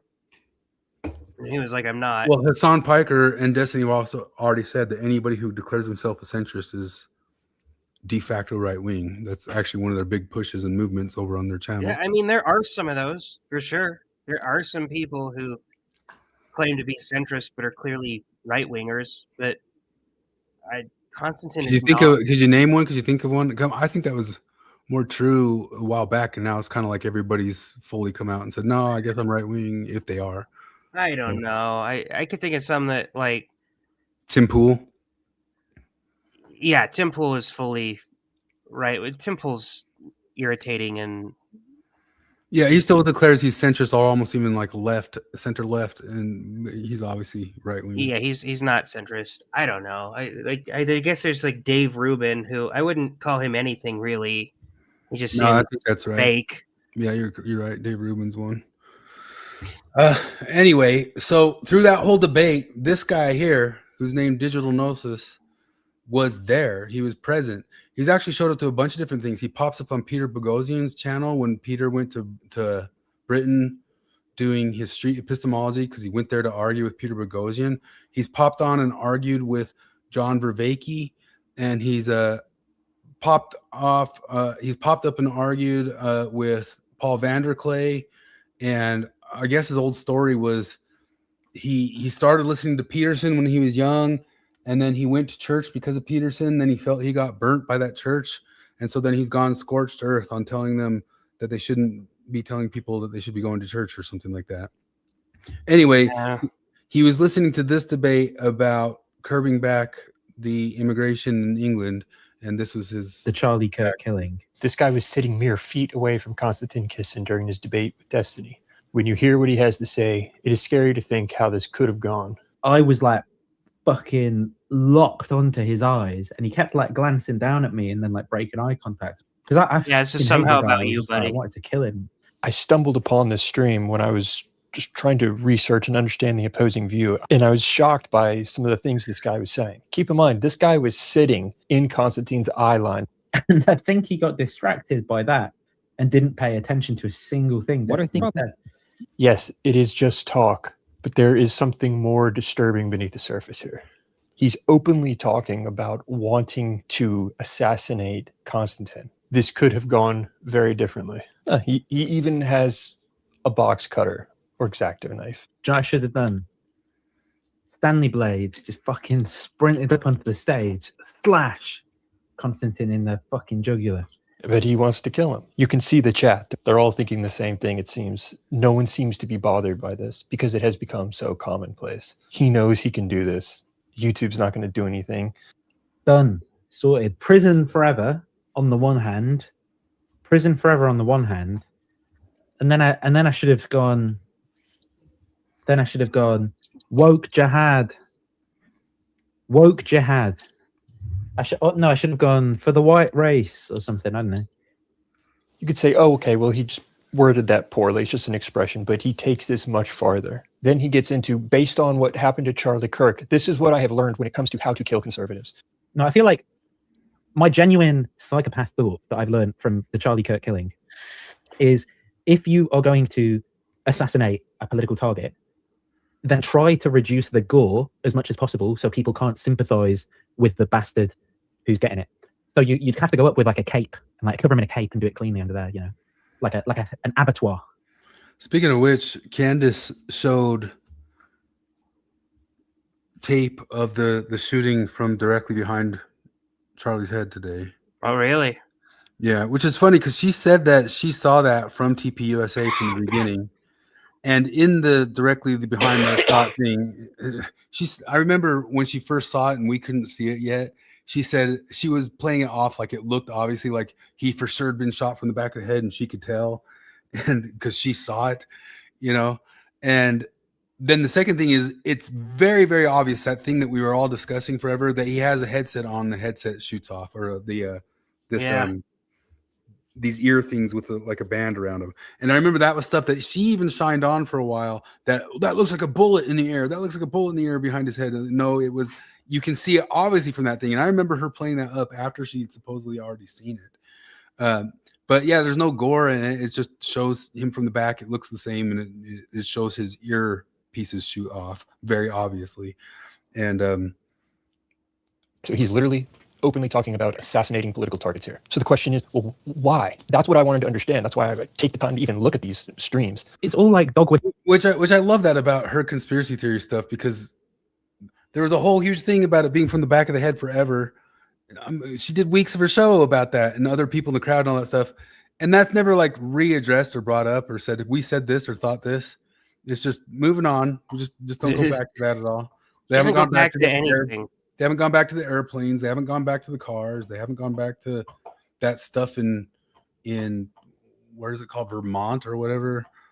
Lynn, we need to secure a future for the white people. He makes it very clear his belief is Konstantin is a racist. And all it is appealing or dog whistling to the stupidest voters, like the dumbest 10% of people who happen to be racist as well. The ones that don't critically think. Racism. And he talks about the real problem here is the weak. Yeah, this guy, he went and got a philosophy degree after he got burnt by the church, and so now he knows everything about philosophy. White culture of the UK. We simply don't have the white people stepping up and educating themselves in the right kinds of ways because of culture issues, I guess, because of the weak white culture. He is the very thing he thinks he's fighting against. His entire analysis of Constantine's ideas are absolutely mischaracterized. He's not contending with them at all. And then he uses those ideas as his justification. Based on these fucking ideas, for me to vote for the Green candidate, you retard piece of shit, Constantine. Slap, mug, you mug. Well, the thing, this provides us a window into this mentality, into the psychology of people like this. It's important to understand. It's important to see. We hadn't also at the same time had the doctrine. A lot of this would be much easier to manage if I got on that stage, grab his fucking lapels, right, a pin, and fucking hip on, bang, right over. You know what I'm talking about? I'm talking about right over my hip. Constantine's right over my hip. I've got his fucking lapel. Bang. I genuinely don't understand it. Even if you disagree with Constantine, how could what he's saying upset you this much? You're right. By the lapels, fucking hoof. Right, I'm talking bang. And his whole body just goes whoosh into the fucking wood. That's what I'm saying.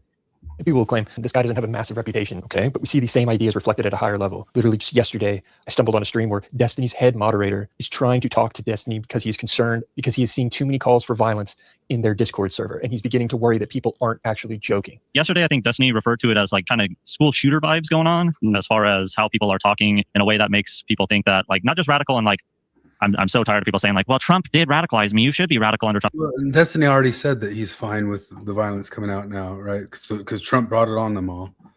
I'm talking about radical as in like gonna cause violence in a way that isn't what everybody thinks it is kind of way. And I know that your argument is like, well, people like Trump and things like that, like they can say this stuff openly. And like, I completely understand that argument. My argument is that people aren't taking this serious. And if they are taking it serious and they are meaning the words that they're saying and they're not joking, that is the problem. Okay. Everyone's joking though. Okay. But everybody's not joking, though.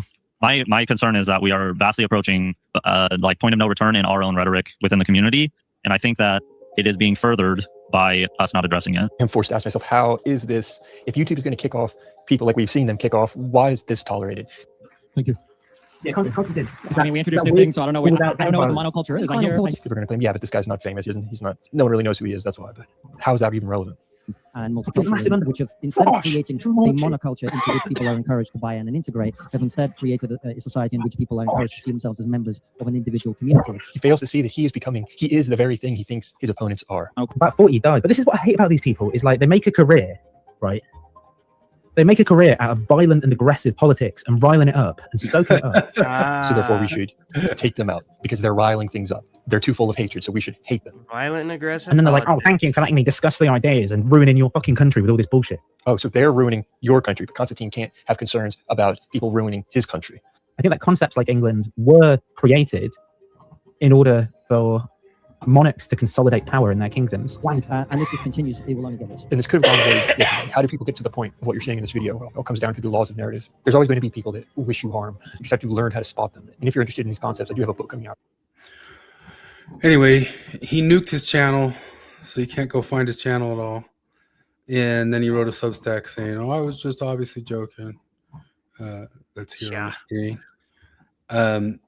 But anyway, you were hard the whole time you were talking about that. You were joking, you fucking retard. What's interesting about this is Marty, our friend Marty, was very interactive with him for a while online. And she had a lot of backs and forth with him. And she went on his channel a few different times and talked with him on his nuke channel. So we can't go find it now. And she had long debates with him about stuff. And I remember I watched the whole entire thing she went on his channel for like an hour or something like that. And he was just flexing all of the different philosophers he'd read in his philosophy classes. And Marty was just like, okay, but nifty. But I don't care what you're saying. And just kept saying her points of view on stuff. Anyway, and Risto appeared with him to take him on a few different times. So he's a small channel and unknown, but he's well known to people around here. Marty and Risto both had it out with him a few different times. And Marty was talking to him for a while about maybe talking with me about some stuff because he was supposedly, flexing all of his philosophy stuff and all that sorts of deal. And she wanted me to come argue with him. And I said, sure, I'd do it. And then he flaked or something like that. But he flaked as far as I know. So bummer on that. So I almost had a chance to talk with that guy for a while. Bummer. But then now Maybe he'll come now. Now he's internet famous for being a violent douche. Here's a submission for a new theme song. Song about a great folk hero. Running free, running free, running faggot, running faggot, running free. See the faggot, running faggot, running free. This was on. What is this? This is Kids in the Hall. This was on network television in 1989. Howdy, stripling. Howdy. This is Scott from Kids in the Hall. This is the guy who Flip always like wants to yell at Ellen DeGeneres anytime she says she's a trailblazer. And he's like, no, he was on there forever talking about being a gay guy. Well, what can I do for you? My puppy's hungry. I don't know what to do. Why not try feeding it puppy food? Good idea, faggot. Why don't you stick around and see the results? Nope. Gotta be hitching a ride on the wind. Running faggot, running free. See the faggot, free fat puppy. Running faggot, running free. Howdy, stranger. Good to see you, faggot. Well, what seems to be the problem? Well, I'll let you have it straight. I'm surrounded on all sides by about 10,000 angry Indians, and it looks like there's only one way out. Have you ever thought of talking to them? Running faggot, running. He's talking carnage by getting folks a talking instead of just squawking and a gawking. We can just talk. We can just disagree with our epistemology. Mocking and a rocking, running free. Yeah! Walking, talking stereotypes. Yeah! Look what we got here. Got ourselves a pretty little faggot. Guess we better beat on it. So running faggot, running free. See the faggot running from the rednecks. Running faggot, running free. Run, you faggot, run you. Run, you faggot, run you. Run, you faggot, running free. Godspeed through Texas, faggot. Vaya con Dios, el faggot.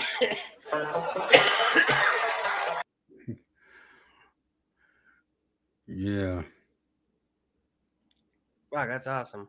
I can't believe that. I mean, how much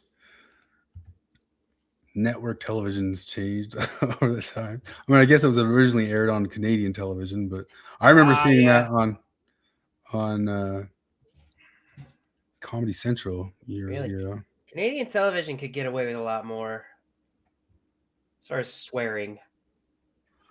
Yeah, for sure. Anyway, do you have any thoughts on the Talarico dude? Oh man, here's how bad he is.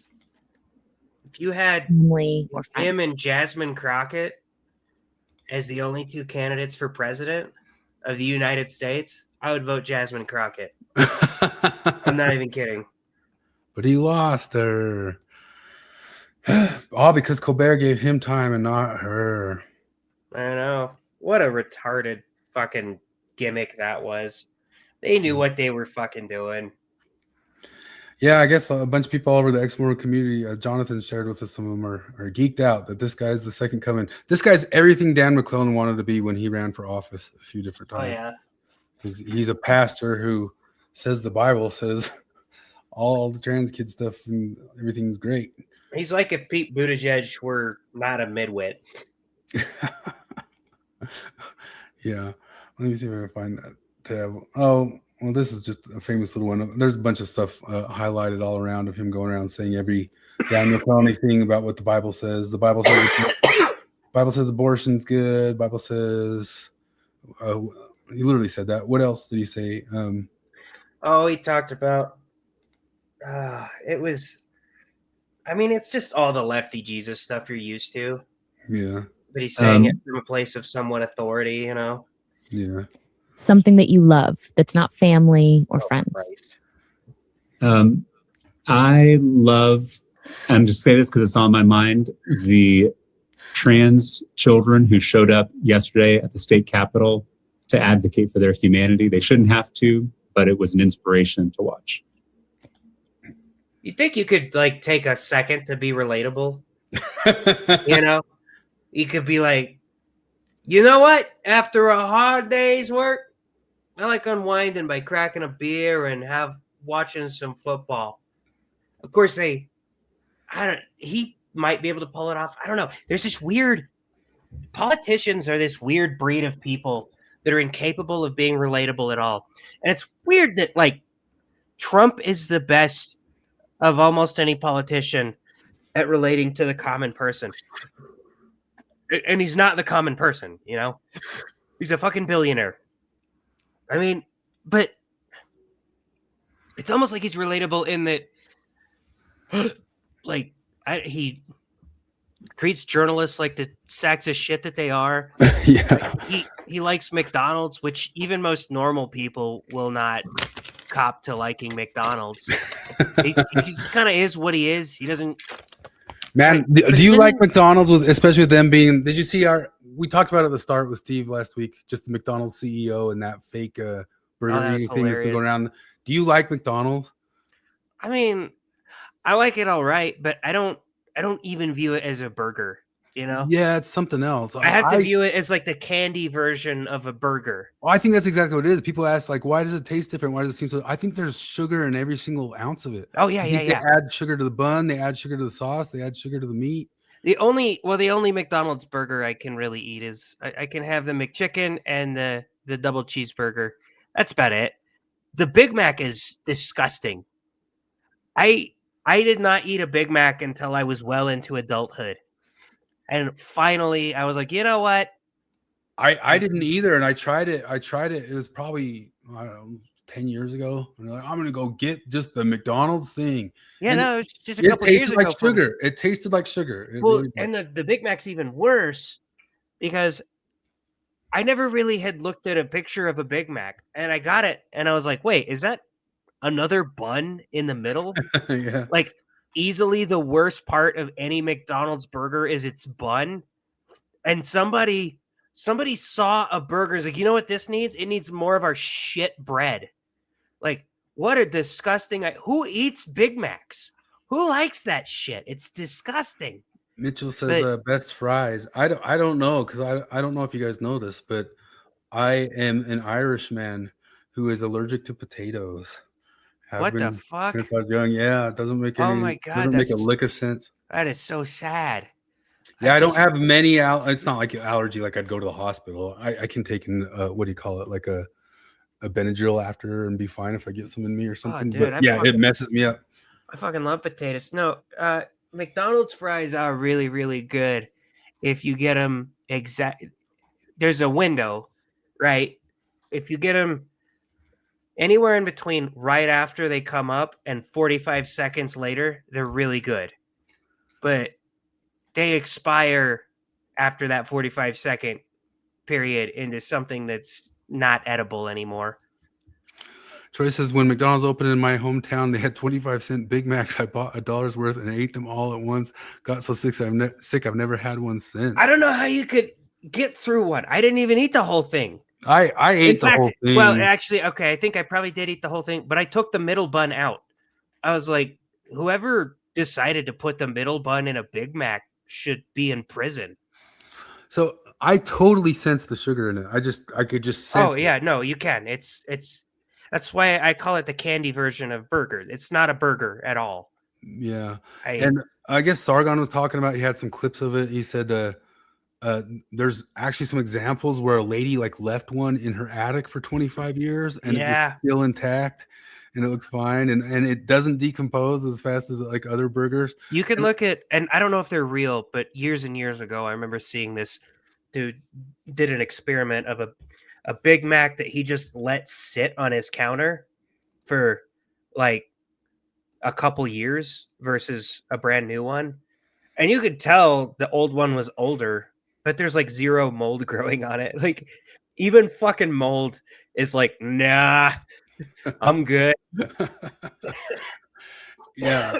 Anyway, that's why Trump is relatable.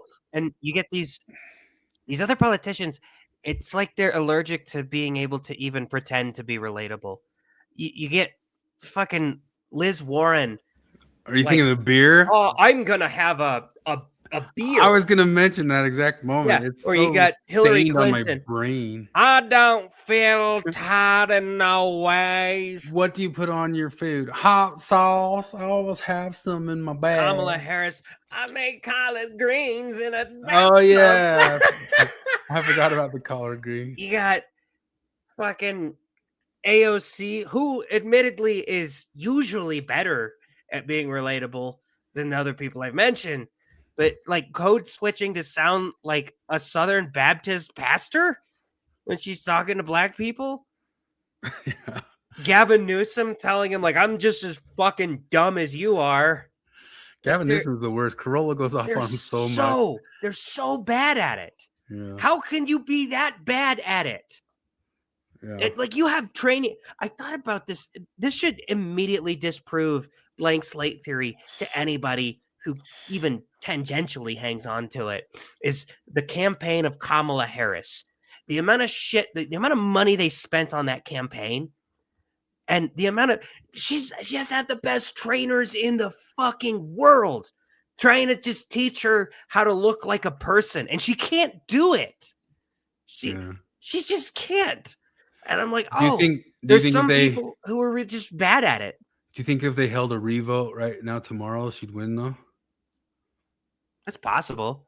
It's actually very possible because she's not in the public eye at all. Really. Yeah, she wasn't out there being an idiot, and then how people feel about the if they held some weird monumental revote tomorrow, she might actually beat Trump, because she wouldn't have to deal with doing a campaign because they had this difficulty with her with the campaign. It's a double-edged sword. Like Biden had it good in 2020 because he had an excuse to never appear in front of a fucking camera. She didn't have the same excuse. So it's sort of a damned if you do, damned if you don't thing. If we put her in front of a camera, everybody knows what a fucking idiot she is. If we don't put her in front of a camera, people don't get to know her. But yeah, if you just tomorrow we're like, yeah, right, we're going to vote again. Him or her, she'd probably win. It's obviously suicidal for the Democrats to die on this hill. I mean, this is the... That's what people are saying. Yeah. That's the phrase that comes up a lot. Why are you dying? I'm talking on the trans issue. On this hill. Yeah. Especially since it's not even a noble hill. I don't think. No, I mean, I think it's a morally confused hill at best, and a psychologically confused hill. And I'm not sure. I mean, this is a very complicated topic, but it's clear that this complicated topic. Specific activist orbit is politically just an absolute dead end. I mean, the topic is such a super stimulus for at least half the country that they will resist it without any other political concern possibly on the scale. I mean, it's just like, this is the thing that they will never vote for somebody who is not making. I don't think it's such a bad single issue. Making sense on that topic. I don't blame them. I mean, Andrew talked. You have people sitting there telling you that that's the world. And here's what issue do you think they fucked themselves the most on? Because I always tell people that one. I think it's that one and immigration, and I don't know which one has the edge. Because like some criminal stuff too, like the overly being nice to criminals. Sure, that didn't help, but I think trans issues and immigration are pretty neck and neck in how hard they fuck themselves. Mitchell says defund police. That was pretty bad. Yeah, any single one of those. It's pretty hard. Here's Malcolm Gladwell. It's irresolvable. It's like there's two competing values, and you have to pick which one in this moment you think is more important. And if you're going to pick one, then I think you have to accommodate the interests of the other side. Right. In other words, if you're someone who thinks that Trevor Noah's been doing shows on trans people in sports. trans women should not participate in the female category. You have to go out of your way to be an advocate for all other aspects of the trans agenda. That's your obligation. You're gonna say, okay, I know that this is something that means a lot to you. I'm not going to back you on this, but I promise you I'll back you on everything else. And the flip side is also true. I think that if you are someone who wants that kind of participation, you have to go out of your way to acknowledge the importance that you're basically saying to people who care a lot about sports, and women's sports in particular, that I'm asking you to give up something here. And I will bend over backwards to make that sacrifice easier for you. There has to be that accommodation. And I saw a TikTok this week of the girl who from that college where they had the trans guy on the team that like made all the volleyball leagues. What do they do? They all forfeited their games. But one of the girls on the team was against it. Not only that, she said she was forced to dorm with them throughout the whole Jesus. year. Yeah. How do you get that fucking backwards? This is, and Sam Harris tried to say this is a complicated issue, and it just isn't. I feel, okay, you know how when you hear somebody who you really respect and is really smart saying something that you said for a long time, how it feels kind of cool?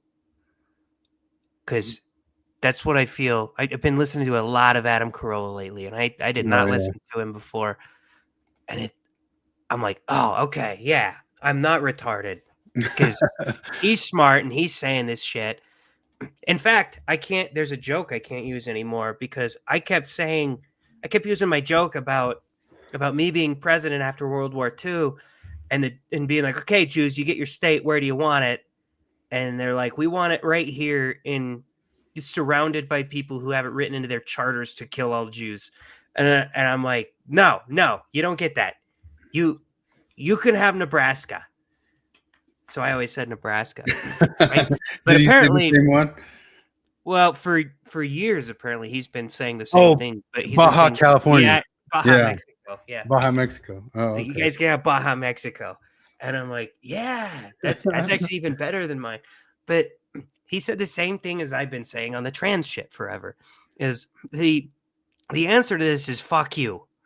Like, that's it. That's the only real answer is, I want to go into, what do we do about this whole bathroom issue? Like, they bring it to you like it's something you have to deal with. Yeah. Like, it's because it's their concern, it deserves a seat at the table. Well, we got some dudes that want to go in the women's restroom. Well, they can't. Okay, what are we going to do about it? Well, we're going to say fuck off and not let them use the women's restroom. Yeah, but it'll make them real sad. Okay, fuck off. That's it. That's all you do. That's all you do anytime somebody's like, oh, you want a man to play on the women's volleyball team because she's really a woman. You say, too bad, fuck off. That's it. You don't have to go through all this legislation. Yeah. And well, now you owe them everything after. No, Malcolm Gladwell, I don't. Oh, I've been talking about this one. Yeah, Billboard Chris put up a vaginoplasty digital rendering, and I guess we can't watch the whole thing. I'll zip through it fast there. Oh, God, it hurts. Yeah, I couldn't watch it. Oh, fuck, it hurts just to watch. I should have talked to the I cannot believe that's happened once in our world, condoned by anybody. Isn't it nuts? It's crazy, like that. What's crazy is we keep talking about the kids, but like it's actually kind of insane that we ever even allowed adults to do this, because there's people with body integrity dysphoria who think they're amputees trapped in whole bodies who want their arms surgically removed, and no doctor is going to be like, okay, yeah, I will affirm your dysphoria.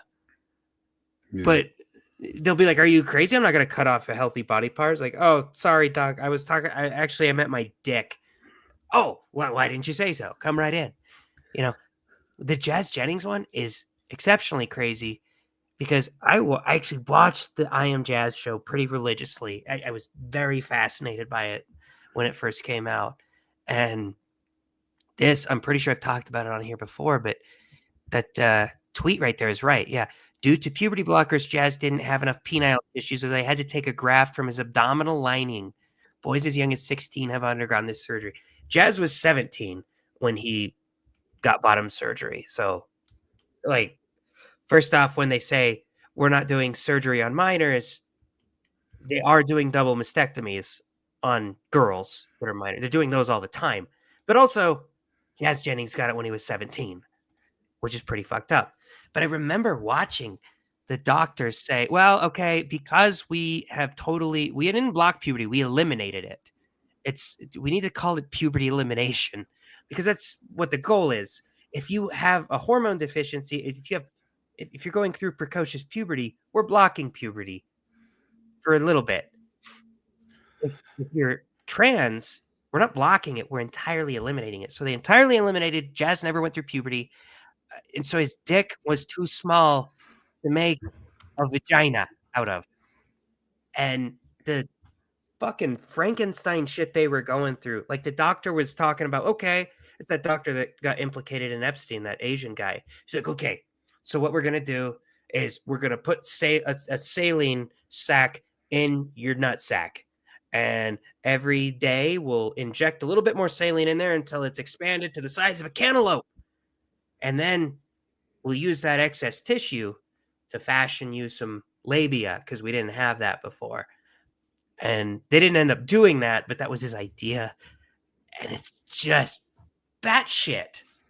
It's batshit that we should even have to argue that, like the Cass report coming out with, actually turns out that totally eliminating puberty, it causes them to be infertile. No way. Like we really needed a study for that. I could have saved you some money and some sterilized kids. Right? Yeah, that thing that every human goes through in order to be fertile. If you just totally get rid of that, they'll be infertile. I could have told you that. That's so retarded. The thing that blew my mind about watching it, because I never watched it, is like how much taking and replacing and skinning and tying around and lubing around and rearranging and like, well, it's gross because, like, if you don't have enough penile tissue, one of the options is that they'll take some of your colon. Yeah. And they'll attach that to add more depth to your vagina, which first off is disgusting because it stinks. It smells like a colon. But also, don't you kind of need your colon? Yeah. Like if the only way to get a proper boob job was to like cut off 2 inches of your small intestine for some reason, we wouldn't do it. We'd be like, yeah, you can't. This is totally that's the cosmetic. Stuff like losing part of your colon almost kills all those people with Crohn's disease. My ex bandmate, well, still bandmate, if life continues on, died from a colon rupture. That stuff's dangerous as crap, man. But I guess I always thought he was an older dude, great guitarist, died during the COVID. Probably could have done something about it, but he was too scared to go to the doctor because of COVID. Oh, that sucks. Yeah. I guess I always thought that it just kind of got lobbed off and then they started doing other disgusting stuff to, make a hole or something like that. I didn't realize that they flayed it out and just spread it all in there. Oh, yeah. Well, did you watch the Mr. Garrison's fancy new vagina episode? I did, but I hardly remember it. What, did they show that stuff? Or they do. While he's getting it, they show like actual non-cartoon footage of a sex change. I don't know how they got away with it. What? Oh, I don't remember that. I must have blacked out. Remember, I've watched it. Well, I haven't watched the recent. Perfect. I've watched a bunch of the recent ones. It fucking hurts to watch. And I've actually watched an operation. I can't even remember where I watched it, but I saw like not just this rendering, but an actual camera recording of one of these operations. It's fucking Flip said he saw it and looked at it live.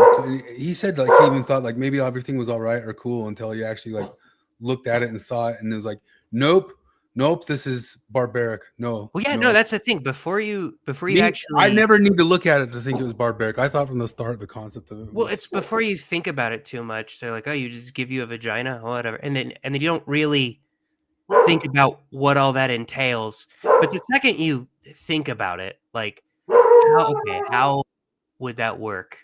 Like to me, ergonomically, to me from the start, the first second of penis gone was enough for me to go.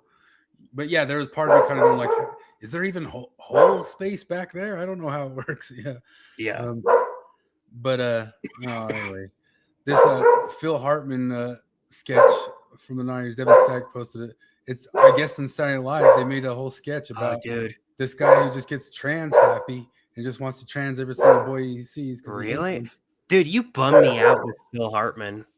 Because, like, I remember I had so many episodes of The Simpsons on DVD, and I'd watch them, like, every night in high school. And finding out that Troy McClure had died before I was even a fan of him was really sad. And then finding out how he died was, like, triple sad. And then you showing me that video of him talking about immigration, finding out he was based. Oh God, it hurts. Here it is. You didn't watch the whole thing. On the film, on immigration. Well, I am an immigrant. I came to this country in 1957 from a terrible hostile regime in Canada. But what's fascinating about this subject, and it's one of the things that's touched upon in the movie The Second Civil War, is that you cannot even discuss this subject without being considered a racist in this country. And the immigration policy in the United States is the most liberal in the world. 800,000 people a year. Even after like the pushback, we still have by far the most liberal. Maybe Canada and England are catching up in recent years. We had the most liberal in 1997, and then in 2024 we decided, or under Biden, we decided to let in like however many tens of millions. It's still right now under Trump way more liberal than South Korea's or Japan's or wherever. But yeah, Phil Hartman, I guess, spoke up and even made some sort of movie or something on the issue. Speaking of which, here's Japan. Now they made a video. Oh fuck, that was funny. Well, the other one was about black people. This one's about Islam coming in.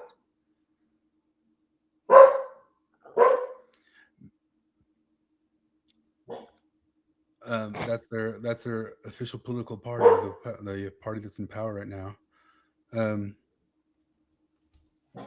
Anyway, old Phil Hartman, sad old Phil Hartman. I remember the day he died. Him and Chris Farley both died right around my senior year of high school.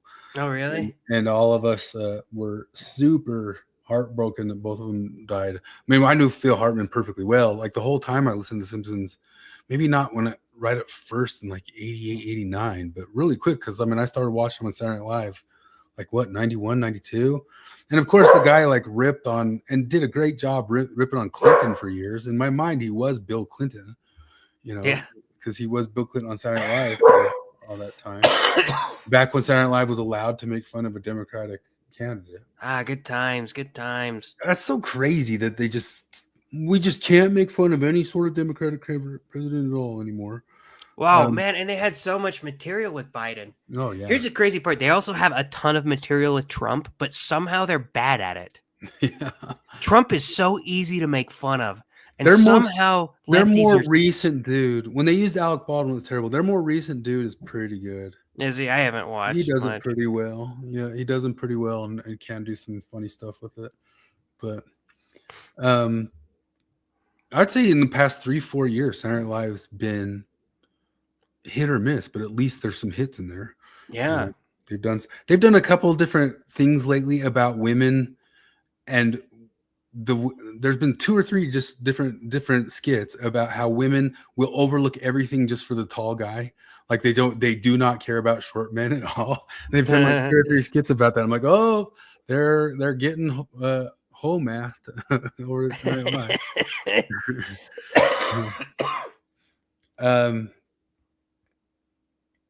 Yeah. Oh, what else do I got here? I mean, speaking of which, I mean, that was China's official party putting that out. Have you seen like all the stuff the White House has been putting out about this? Is the White House putting this out about the Iran war?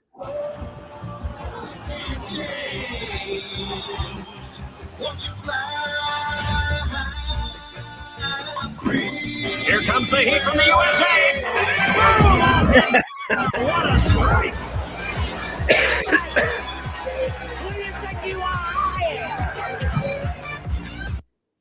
Jesus. So they put out that one, then they put out this one.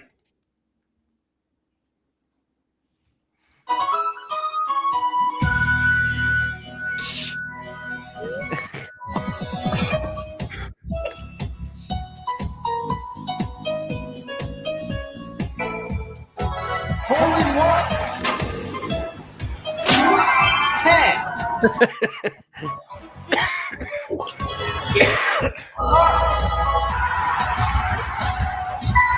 So you say, oh man, all this stuff is gauche. I can't believe they're doing this in the middle of a war. I can't believe they're doing that. Well, here's Iran's embassy. Why attack the Manaf school? We have no issue with civilians. Why did you attack the Manaf school? Go on, lie, lie, lie, lie, lie.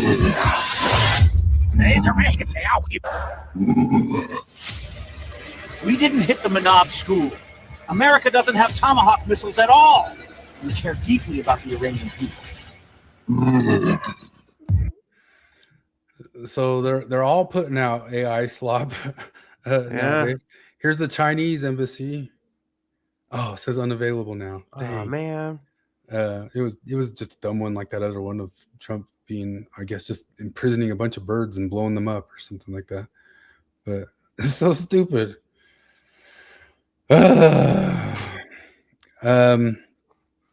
Spirit Airlines says no more listening to your cell phone without earphones.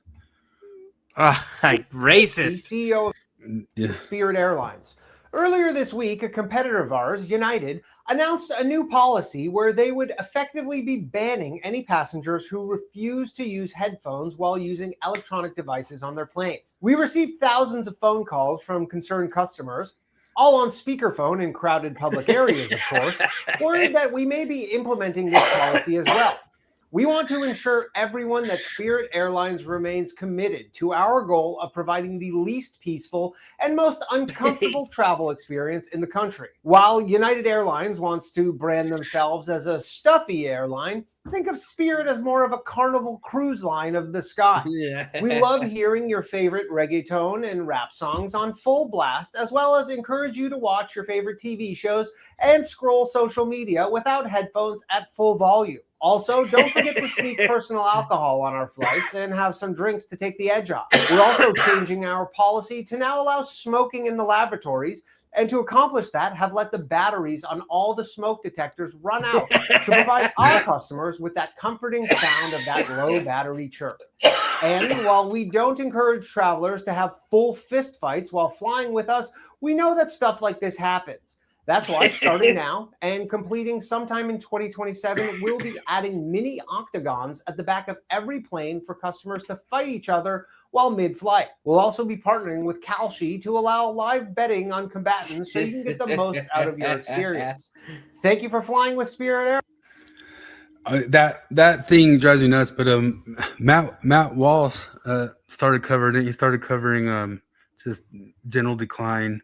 And he brought up the book that I always bring up, Christopher Caldwell's Age of Entitlement. And one of the things that he points at, which is just absolutely true of it, Mitchell says Shane Gillis does the best Trump. I think that is true too. And they had him do it on Saturday Night Live.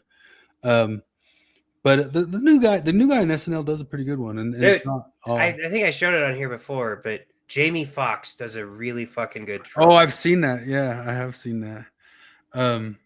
Anyway, what was I talking about? Christopher Caldwell's book, Age of Entitlement, just talks about how like United Airlines. So there's already been some videos going around of people getting escorted off who are listening to their phones. They've already enacted it, and of course beautiful. throwing tantrums and all that sorts of stuff.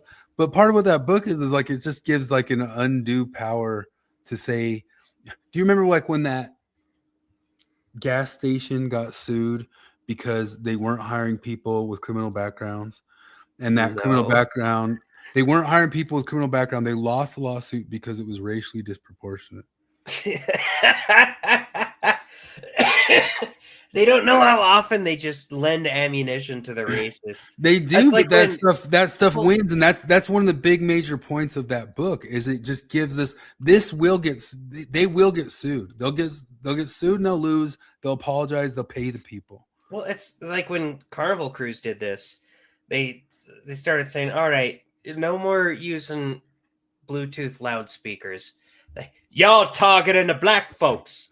Wait, are you saying if we are you trying to say if we ban this obnoxious behavior that black people will be the most effective? You're really handing the racists a lot of ammunition here, buddy. Yeah, but it works. I mean, and that's one of the major points of that book is it's just this ultimate trump card to be used in any sort of situation. Like I can't think of a thing at work where I can tell a manager you're free to do what you need. You know, I get a call from one saying this guy did something blatantly bad. Can we just do something about it? And you go, yeah, you can. You're free to do what you want. Well. Did you do it the exact same every single way with every single person of the same race from all eternity into the past? You know, well, yeah. No, this guy we caught this guy drunk at work. Yeah, but did you do it every single way, every single time with every single race, all the way into the past? Yeah, what's the precedent? Yeah, I don't need precedent. What's that word? Obnoxious behavior. I don't understand that word. What does that word mean? Yeah. No, it's like. I don't know. I was talking about the guy who never shows up to work, who's on FMLA, and even when he does show up, he's always late.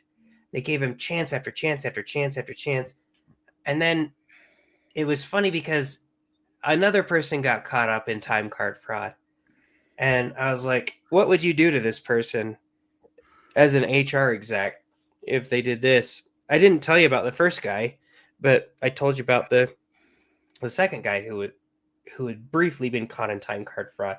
Like, well, I'd fire him, but what precedent has been set? Like, yep, no, that's exactly it. Because that guy, as soon as you fire him for time card fraud, could be like, this other guy's been committing time card fraud for years, and you haven't fired him. Well, but the answer to that is just to be like, well, fuck you. He's getting fired too. You guys are both getting fired because you're worthless. I have generally had to make defenses against the state in the past of somebody did something real shitty and they say, well, do you have proof that you acted the same way towards anybody else? And sometimes they're very unique situations, you know? You're like, no, I don't have one that a guy threw a rock through a window, you know, some car or something like that, you know? And like, well, this could be racist then if you don't have proof that you treated somebody else the same way. I'm like, come on, or sexist or whatever. It's just ridiculous, and that's the main thrust of that book, because it does become like a de facto second constitution that you can sway and change almost anything just by going out and pulling out that situation. They will, if they have enough different people in disproportionately a certain race, they will be able to sue. Do you remember when that Black Menace was on John DeLynn and he was talking about how he had to listen to his earphones, not his earphones. He had to listen to his music out loud and he'd get in trouble at BYU because he needed it for his anxiety or something like that to go. Do you remember one of the Black Menaces said that? I think I played it on here. Yeah, he said he had to listen to his music when he was out on the tracks or out on the bus or whatever, and he got in trouble with the campus police for it. Put in earphones. You're being obnoxious. It drives me crazy. It is. White people who do that. White people who do that are also obnoxious. No, okay, anyone who does it, I do not care about race. But do you remember that Danny joke?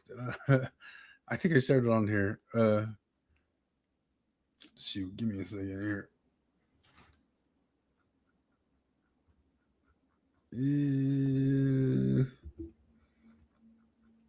Danny did a whole other joke about that when he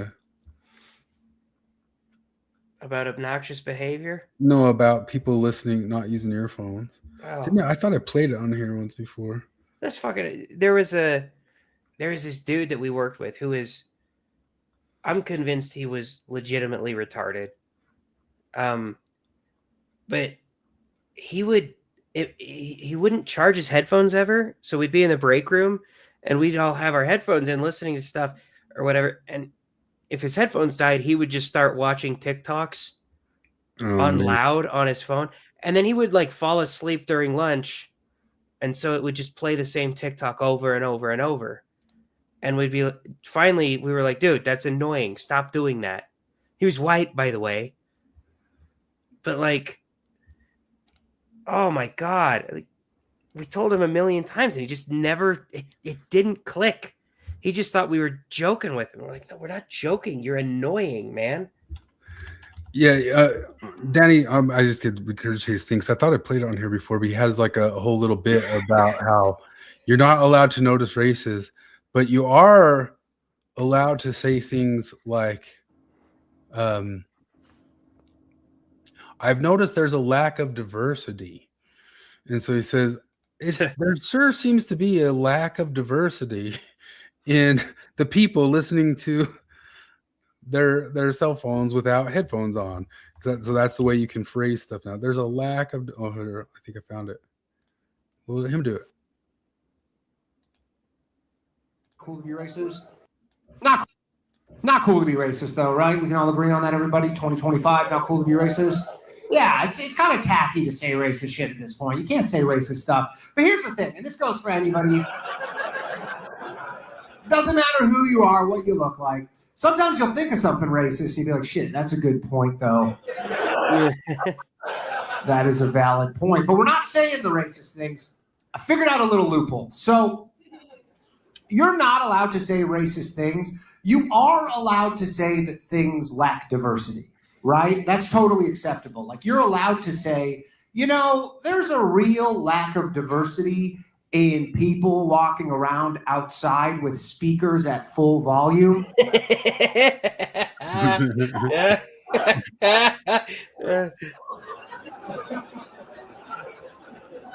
There's just a real lack of diversity there, if you catch my drift.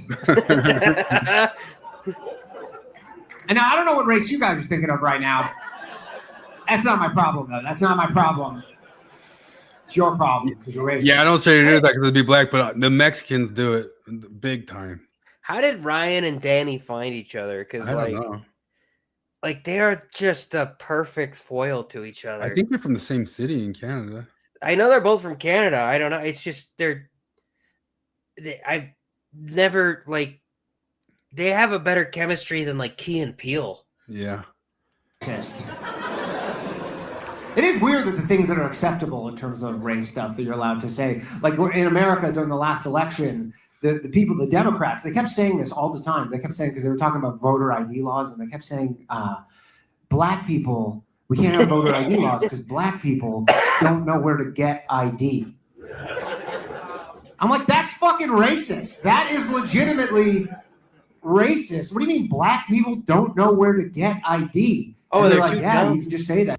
That's totally acceptable. You can say black people don't know where to get ID, but then when I say they don't know where to get headphones, I'm the bad guy. I don't. It's beautiful. Yes, sirree. Yes, sirree. I think that's about all the stuff I got, except Joy Reid saying that Africa be Wakanda.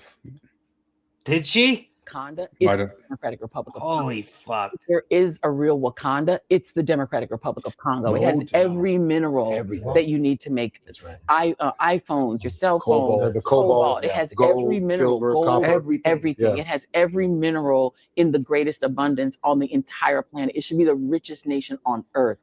And instead, it's just completely exploited because of Europe and the West. Yeah. And these companies like Apple and all of these oligarchs around the world, they just view it. Yeah, it would be. It is Wakanda. Oh, I forgot this. Jake Shields and Joe Webbins said that Jesus wasn't a Jew. She is legitimately dumb. Like, she is dumb. Yeah. They said Jesus wasn't a Jew. Yeah. Isn't that like in the book? You be quiet, you Jew lover. About the, on the new right, there are Christians, there are non-Christians. What do you think? I'm curious, like from your perspective, who do you think's going to win out when it's all said and done? Because I look at some of these guys who they have a very similar position to me. We get there from different paths, but some similar conclusions on Israel, some similar conclusions on nationalism, similar conclusions on immigration, all those kinds of things. But they are like, they don't like Christianity. They even would go so far as to say Christianity is a Jewish psyop to weaken there's the a West. big push against that right now. There is a lot of white people. I talk to some of these guys. I'm trying to tell them, like, you're not taking the right approach. Just say he's not Jewish. Like, he's son of God. How is the son of God a Jew? This is like, I don't think the Bible ever says Mary's Jewish, does it? Genealogies are very complicated. You have Ruth, you have Rahab, you have different people in the genealogy of Christ that weren't Israelites. And then it gets into like, well, how do you define Jew? Does it mean Judean? Or is it just stand in? Now he's getting all destiny. He's getting all destiny on it. It means Jew, you fucking idiot. Well, he's trying to I don't know. He's trying to save that other retard from the stupid shit he just said. Yeah. That dude, if Dan McClellan understood that everything he says looks just as dumb as that dude in the backwards ball cap. Jake Shields. Is that Jake Shields? Yeah. Yeah. He's a former UFC fighter, and I genuinely think sometimes he's got brain damage. Like dude, he must. CTE or something. I really do. That's fucking stupid. He is not. Well, and really, the only way, the best way to go about saying Jesus wasn't a Jew is if you're like a Trinitarian and you say, well, he's literally God. So he's God incarnate. So yeah, he's not a Jew. He's not an African. He's not an American. He's none of that shit. He's God. But even so, you'd be like, yeah, okay, but his physical body was a Jew. Do you want to see the most racist thing I saw this week? I do love racism. Over 11 years, there were no recorded cases of a white male raping a black female. 0 in the whole country. Conversely, in a single year, there were 35,000 white females raped by black males. Insane. Do you remember when they generally said that the Israeli army was bigoted because they didn't rape the Gazans? Oh my God, no. Yeah, they said that. They said because there's no incidences of rape of the IDF raping Gazan women, and they said that's because they devalue them and don't see them. Like when you guys do your rape gangs over in England, it's also because you devalue them. But I guess one's a devaluing that you can touch. And are we gonna get mad in the representation here? Be like, black women are woefully underrepresented in rape victims. Oh yeah, we should change that, you fucking maniac. Yeah, I genuinely think they would. I genuinely think they're, with that statistic out there, or if it's floating around, somebody is writing a paper on how that's white supremacy and racism. Well, I legitimately remember recently when what was the recent trans shooter? Whatever the recent trans shooter was, the one in Canada, yeah. As soon as shit came out, like all of us in the comments were like, they were talking about how it was a woman in a dress, and we were like, it was a tranny, right? Like it was a tranny that shot him. And people were like, no, there was this one chick in the NPR comment section just being like, you guys really don't think women are capable of shooting guns? And we're like, are you serious right now? Like, you're pissed off that you don't think women could be school shooters too? I don't know. Maybe sit this one out, buddy. Maybe this isn't something you want representation, you goddamn psychopath. What the fuck is wrong with you? It's so weird, the tendency to think that all things need to be exactly the same and equal. Like there's just that push. Blank slate. Yeah. Blank slatism, the telos of the liberal, the neoliberalism of the past some odd decades.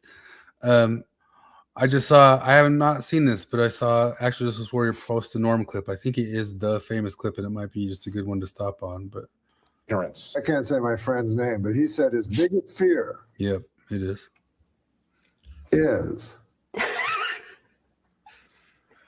that ISIS or some terrorist group like that will get a hold of a dirty bomb and explode it over a major city within the United States and kill tens of millions of people.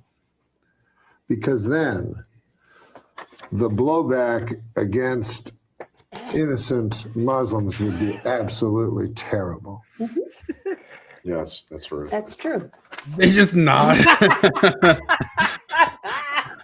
I didn't realize that the people there didn't get it as a joke when he said it. Well, how do you not know that you're dealing with Norm Macdonald? They just say yes, that is true. Yes. What's insane? Norm Macdonald could say something personally, like perfectly reasonable to me, and I would laugh at it because I'd be like, I'm gonna look stupid if I go along with whatever he's saying. But then, of course, he would have done 4D chess and realized that I was going to laugh at it anyway.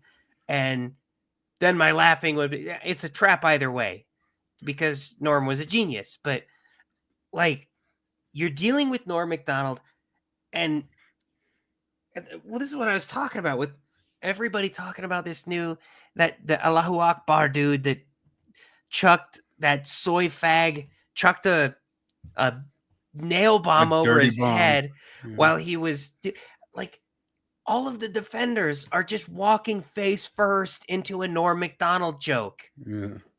And you got to look at your life and examine it and be like, okay, how many times in the past decade have I walked face first into a Norm Macdonald joke and not realized it? And be like, oh, all right, I need to change some shit up. If I really don't want this message getting out there, I need to just not say anything about it. Like I need to have nothing to say about that nail bomb at all. That's the only safe move. Because I can either look like a retard defending Islamic terrorism, or I can look like a bit of a pussy not talking about it. And looking like a bit of a pussy is probably a little bit better for my career. Yeah. The comment that's posted over by Actual Justice Warrior drives me crazy. And I swear I only see that from lefties. This I've studied a thing for more than 15 years. Shut up. Yeah, now it's like I've studied certain thing for some, like almost every other TikTok from nutty lefties is I've studied thing. No, you haven't. Or if you did, it's from some bullshit degree. Yeah, you've studied it poorly. What the fuck, man? Drives me so nuts. Anyway, that's about all the stuff I got. Unless you want to see Charlie Kirk's from the back of the head. Oh no, I got last. Here you go. We forgot to keep going back to our guitar girls. Oh yeah. Yeah, guitar players are also now a thing. Let's check out what they're up to. Here's what that lick would actually sound like. Can I show this on this channel?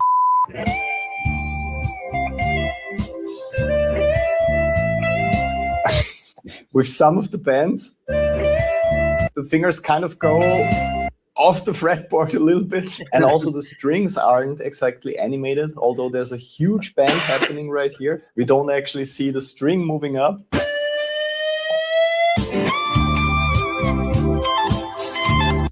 To make this really realistic, there should be a string break at the end.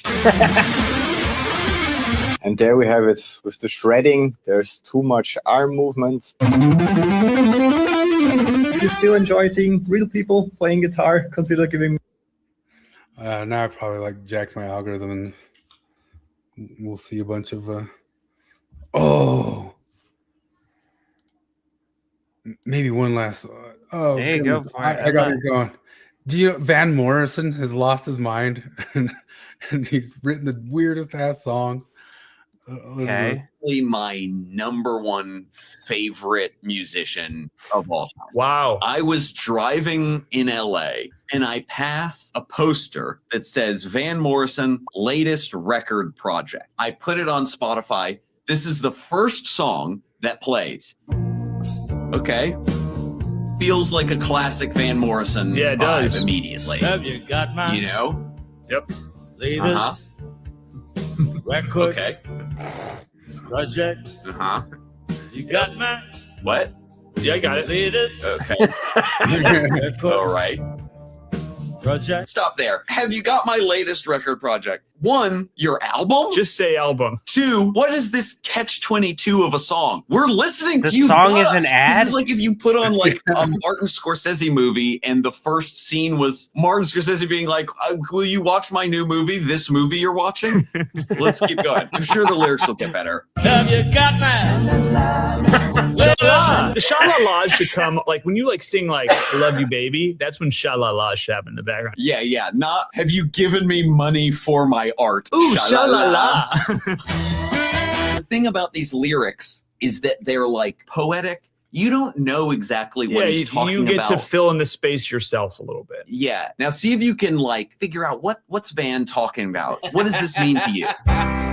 Why you on Facebook? Okay, stop. That's a real strong opening lyric. Why are you on Facebook? It's not so much as a dreamlike piece of poetry, but more of just an accusation immediately to me that makes me uncomfortable. You know what, Brian? Don't worry. I bet when it comes to the chorus, I bet we'll have more information. Let's skip ahead to the chorus. Why you on Facebook? Why you on Facebook? All right. Why you on Facebook? And that's the whole song. The song is called As I Walked Out. See if you can decipher these lyrics. But on the government website from the 21st of March 2020, it says COVID-19 was no longer high risk. What the fuck? Then 2 days later, Boris put us under lockdown. Why are we not being told the truth? I love that he has a song called Why Are You on Facebook? And then this song is just a Facebook rant from your crazy uncle. At Van Morrison concerts right now, picture the audience singing along, but on the government website of March 2020. I can't imagine a single person would hear a song like, oh shit, everyone shut up. Get to the dance floor, it's my song. Jesus. That cracked me up. Oh, that's Britannic. Dude, he's got some crazy fucking skits. That guy? Yeah, the dude with the long brown hair. I'll have to show you. He's got like this time traveler one that's really. It's seriously, his skits are from like 10 years ago. I thought I recognized him, but. Well, I think that's about it. I have a dumb little clips, but no good. And I got a doggy going nuts on me. Oh, wait. We should we should show that Maven post. In case our FM. I do have that. I do have that. God, she's insane. Every now and then, like every couple weeks, I'll be like, I wonder what Maven's doing, and then I'll look her up on Reddit. She hasn't posted anything since Thanksgiving, but she comments like fucking daily. So here we go. This is on r/pro-choice, which shocker.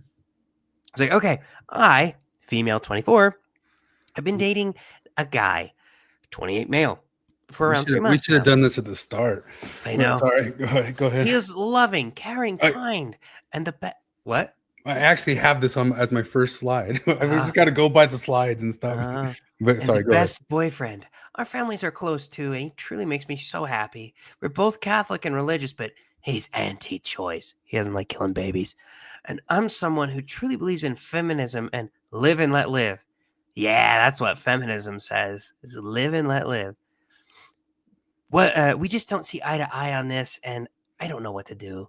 Do we spend time talking and educating each other to see if we can reach a middle ground? Is there anyone who has been in a similar position before? Thanks for reading. Edit. We both plan to adopt kids, even though he wanted biological kids, and he agreed to adopt because he knows it's important to me.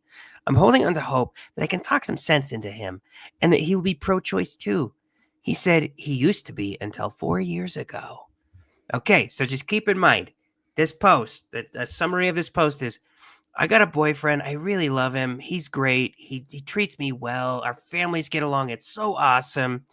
This is one tiny little thing is he's against abortion. Okay, so go to what do you think Maven said? If you had to guess. I already know, so I can't If guess. you had to guess what Maven said, chat. Guess what she said. Let's see it. Marry that boy. Yeah. He will get you pregnant and force you through it. He doesn't actually care about you. He cares about what you do for him. The boomer posting here. The all caps for so many things. Men like him lie to their female partners every day about stuff like this because they don't care about your opinions on what actually happens to your body. He absolutely expects he'll make you change your mind, but he can tamper with birth control anyway to get you pregnant and make it seem like an oops. Men who don't believe in female bodily autonomy should never be allowed to touch any part of a woman. Do not give your life and health to this man. I wish I had Maven's superpowers because she has this superpower where she can read something like, I really love my boyfriend, he's just pro-life, and she can extrapolate from that a lot of details that I am not capable of extrapolating, such as he's going to tamper with your birth control, or he's going to force you to be pregnant, or he doesn't care about you at all. He just wants to control you. I wouldn't have known that. Like, if I had read this original post, there's no way I would have known that he was this much of a piece of shit. But Maven knows it. And I'm really working toward Mavenhood now. Someday you'll get the what do you want to bet that you remember when there's that trans comedian or something like that said, I wish I could have a baby so I could abort it? Yeah. What do you want to bet that if she ever did actually have one, just to have the experience, to say she'd have the experience, she would immediately choose the abortion, even if she kind of wanted to have the kid?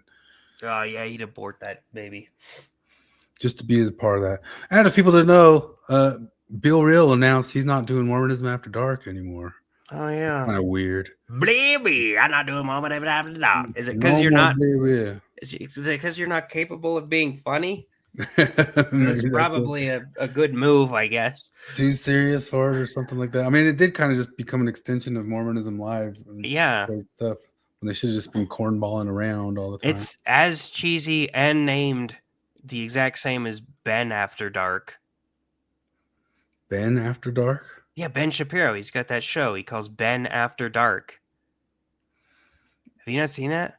No. Oh my God, I've never seen a thing Ben that you Shapiro? have. Oh, I have. I've heard of it.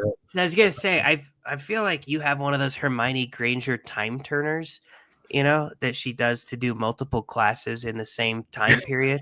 Except for you just use it to watch just schlock.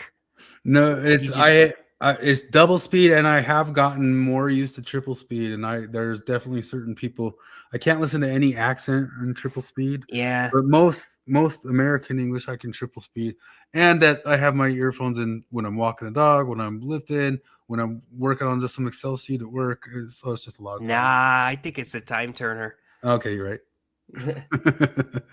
Yeah. Yeah, but I have heard that. I have not been able to stand much of Ben Shapiro lately, which really irritates me. Like, genuinely, like, I'm not that down on Israel. I'm not up on Israel. I think there's problems with it, as we've always talked about. But at the same time, like, I don't actually, even as Tucker Carlson says, not that I agree with him 100%, but Tucker Carlson says them going after everything they want, that's fine. They should be doing that.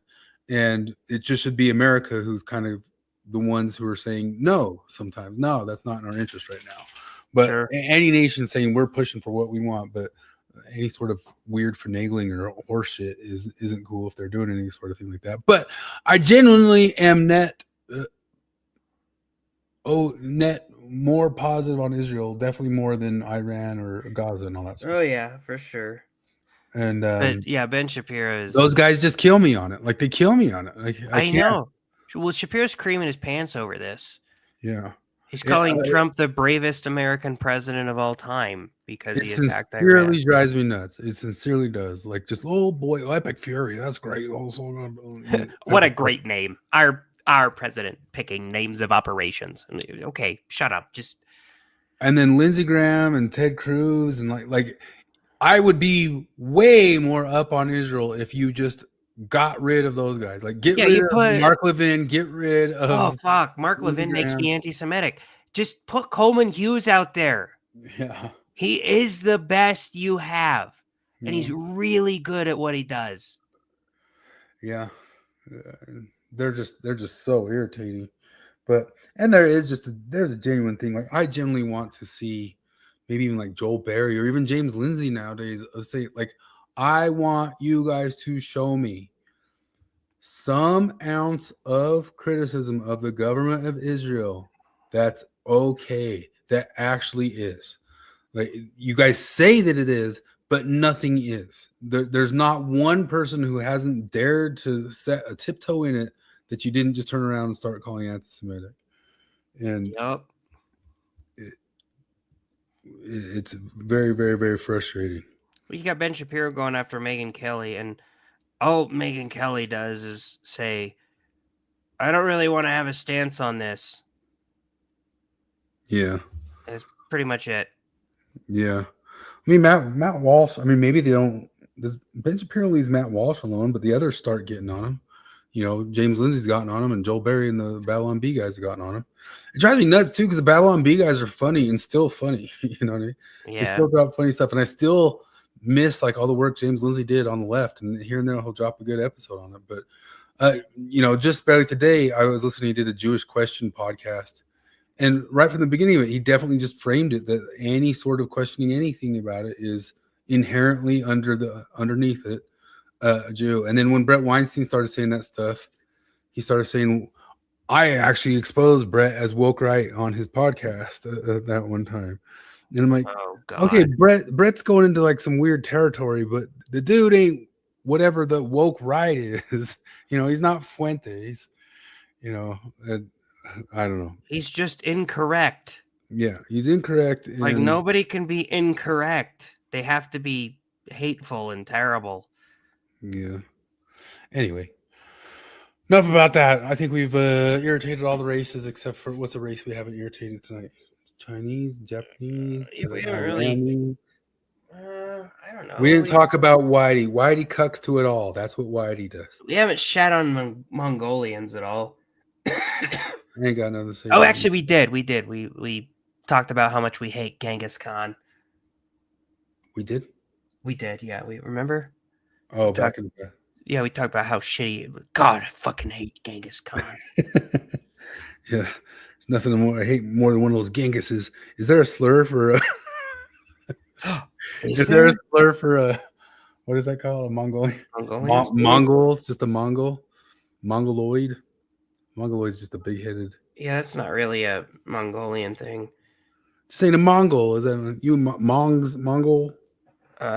Well, okay. AI says Mongolian itself was historically used as a derogatory term. You can't have that. Oh, for people with Down syndrome. For other people. Mongolian idiot. That was Mongoloid.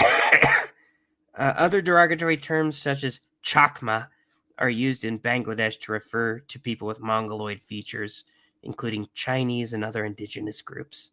Well, that's what we'll have to adopt. Chakma? Hey, Chakma. What's up, my... Oh, that is one. Did you see this guy who said Amiga on his podcast? And a black guy was there and thought he said the N-word? Papà, amiga. Abbiamo preso il palo, sia io che l'americano. Regolare. Palo. Questa era da 7, sì, era da 7. Mio fratello. Bufalino 420 ha donato 1 euro. Oh, grazie per l'euro. Intanto buonasera Buonasera. Luca. Sono entrato adesso, come sta andando oggi? Oggi Vedo che la meglio. connessione regge perlomeno. È un buon inizio. No, mi dissocio. No, bro. You my friend, Don't be you. saying my No, nigga, no, bro. you my friend. No, I ain't no fan. Oh. I ain't no fan, bro. I ain't no fan. This No, gonna be wait. my Wait. Yeah, don't say Che cazzo vuole qui? Ma che cazzo vuole qui? No. Pussy. Say my nigga. Say I'm sorry. But you is my friend. No. Say I'm sorry. On No, the no. chat. Ah, your son. No, you're sorry. I'm sorry. You're sorry, sorry, for sorry. saying my nigga, right? No. This is what I don't like for band. This is not good. This. Right. You said my nigga. No, right? no. Me dissocio. No. What did you say over there? You said I'm sorry, right? Sorry. You're sorry for saying my nigga, right? I don't speak. No, Okay, but you you do but speak. you You say- said my nigga. but you- I heard you say it. No. Me You got dissocio. 5 seconds to apologize. No, I'm gonna no. slap you open hand. No. Okay. You said sorry? Where you Say going? sorry. Say I'm sorry for saying Sorry. my nigga. Sorry. Say Yeah. say Just it. say I'm sorry. What you I'm gonna sorry. do? Sorry. I'm sorry. He said he's sorry. He You said sorry? he's sorry. It's no problem. He said Hey, he's sorry. I think queste parole no. You He sorry? said he's sorry. Ooh, I should slap He you said he's anyway, sorry. boy. He said he's sorry. Ciao. What a fucking pussy. Jesus Christ. Yeah. Oh my god, you pussy, you abject pussy. I'm talking about the black dude. He's the pussy Yeah. in this, by the way. You dipshit too. I don't think that guy even understood. He couldn't even guess what word they thought. He said, I don't know. think he even realized it was Amiga. Like he didn't know. So what you gonna do? Unreal. Anyway, I gotta go. This guy's going nuts. All right. There he is. You going crazy? We'll see you later. Hasta later, everybody. Hasta la later.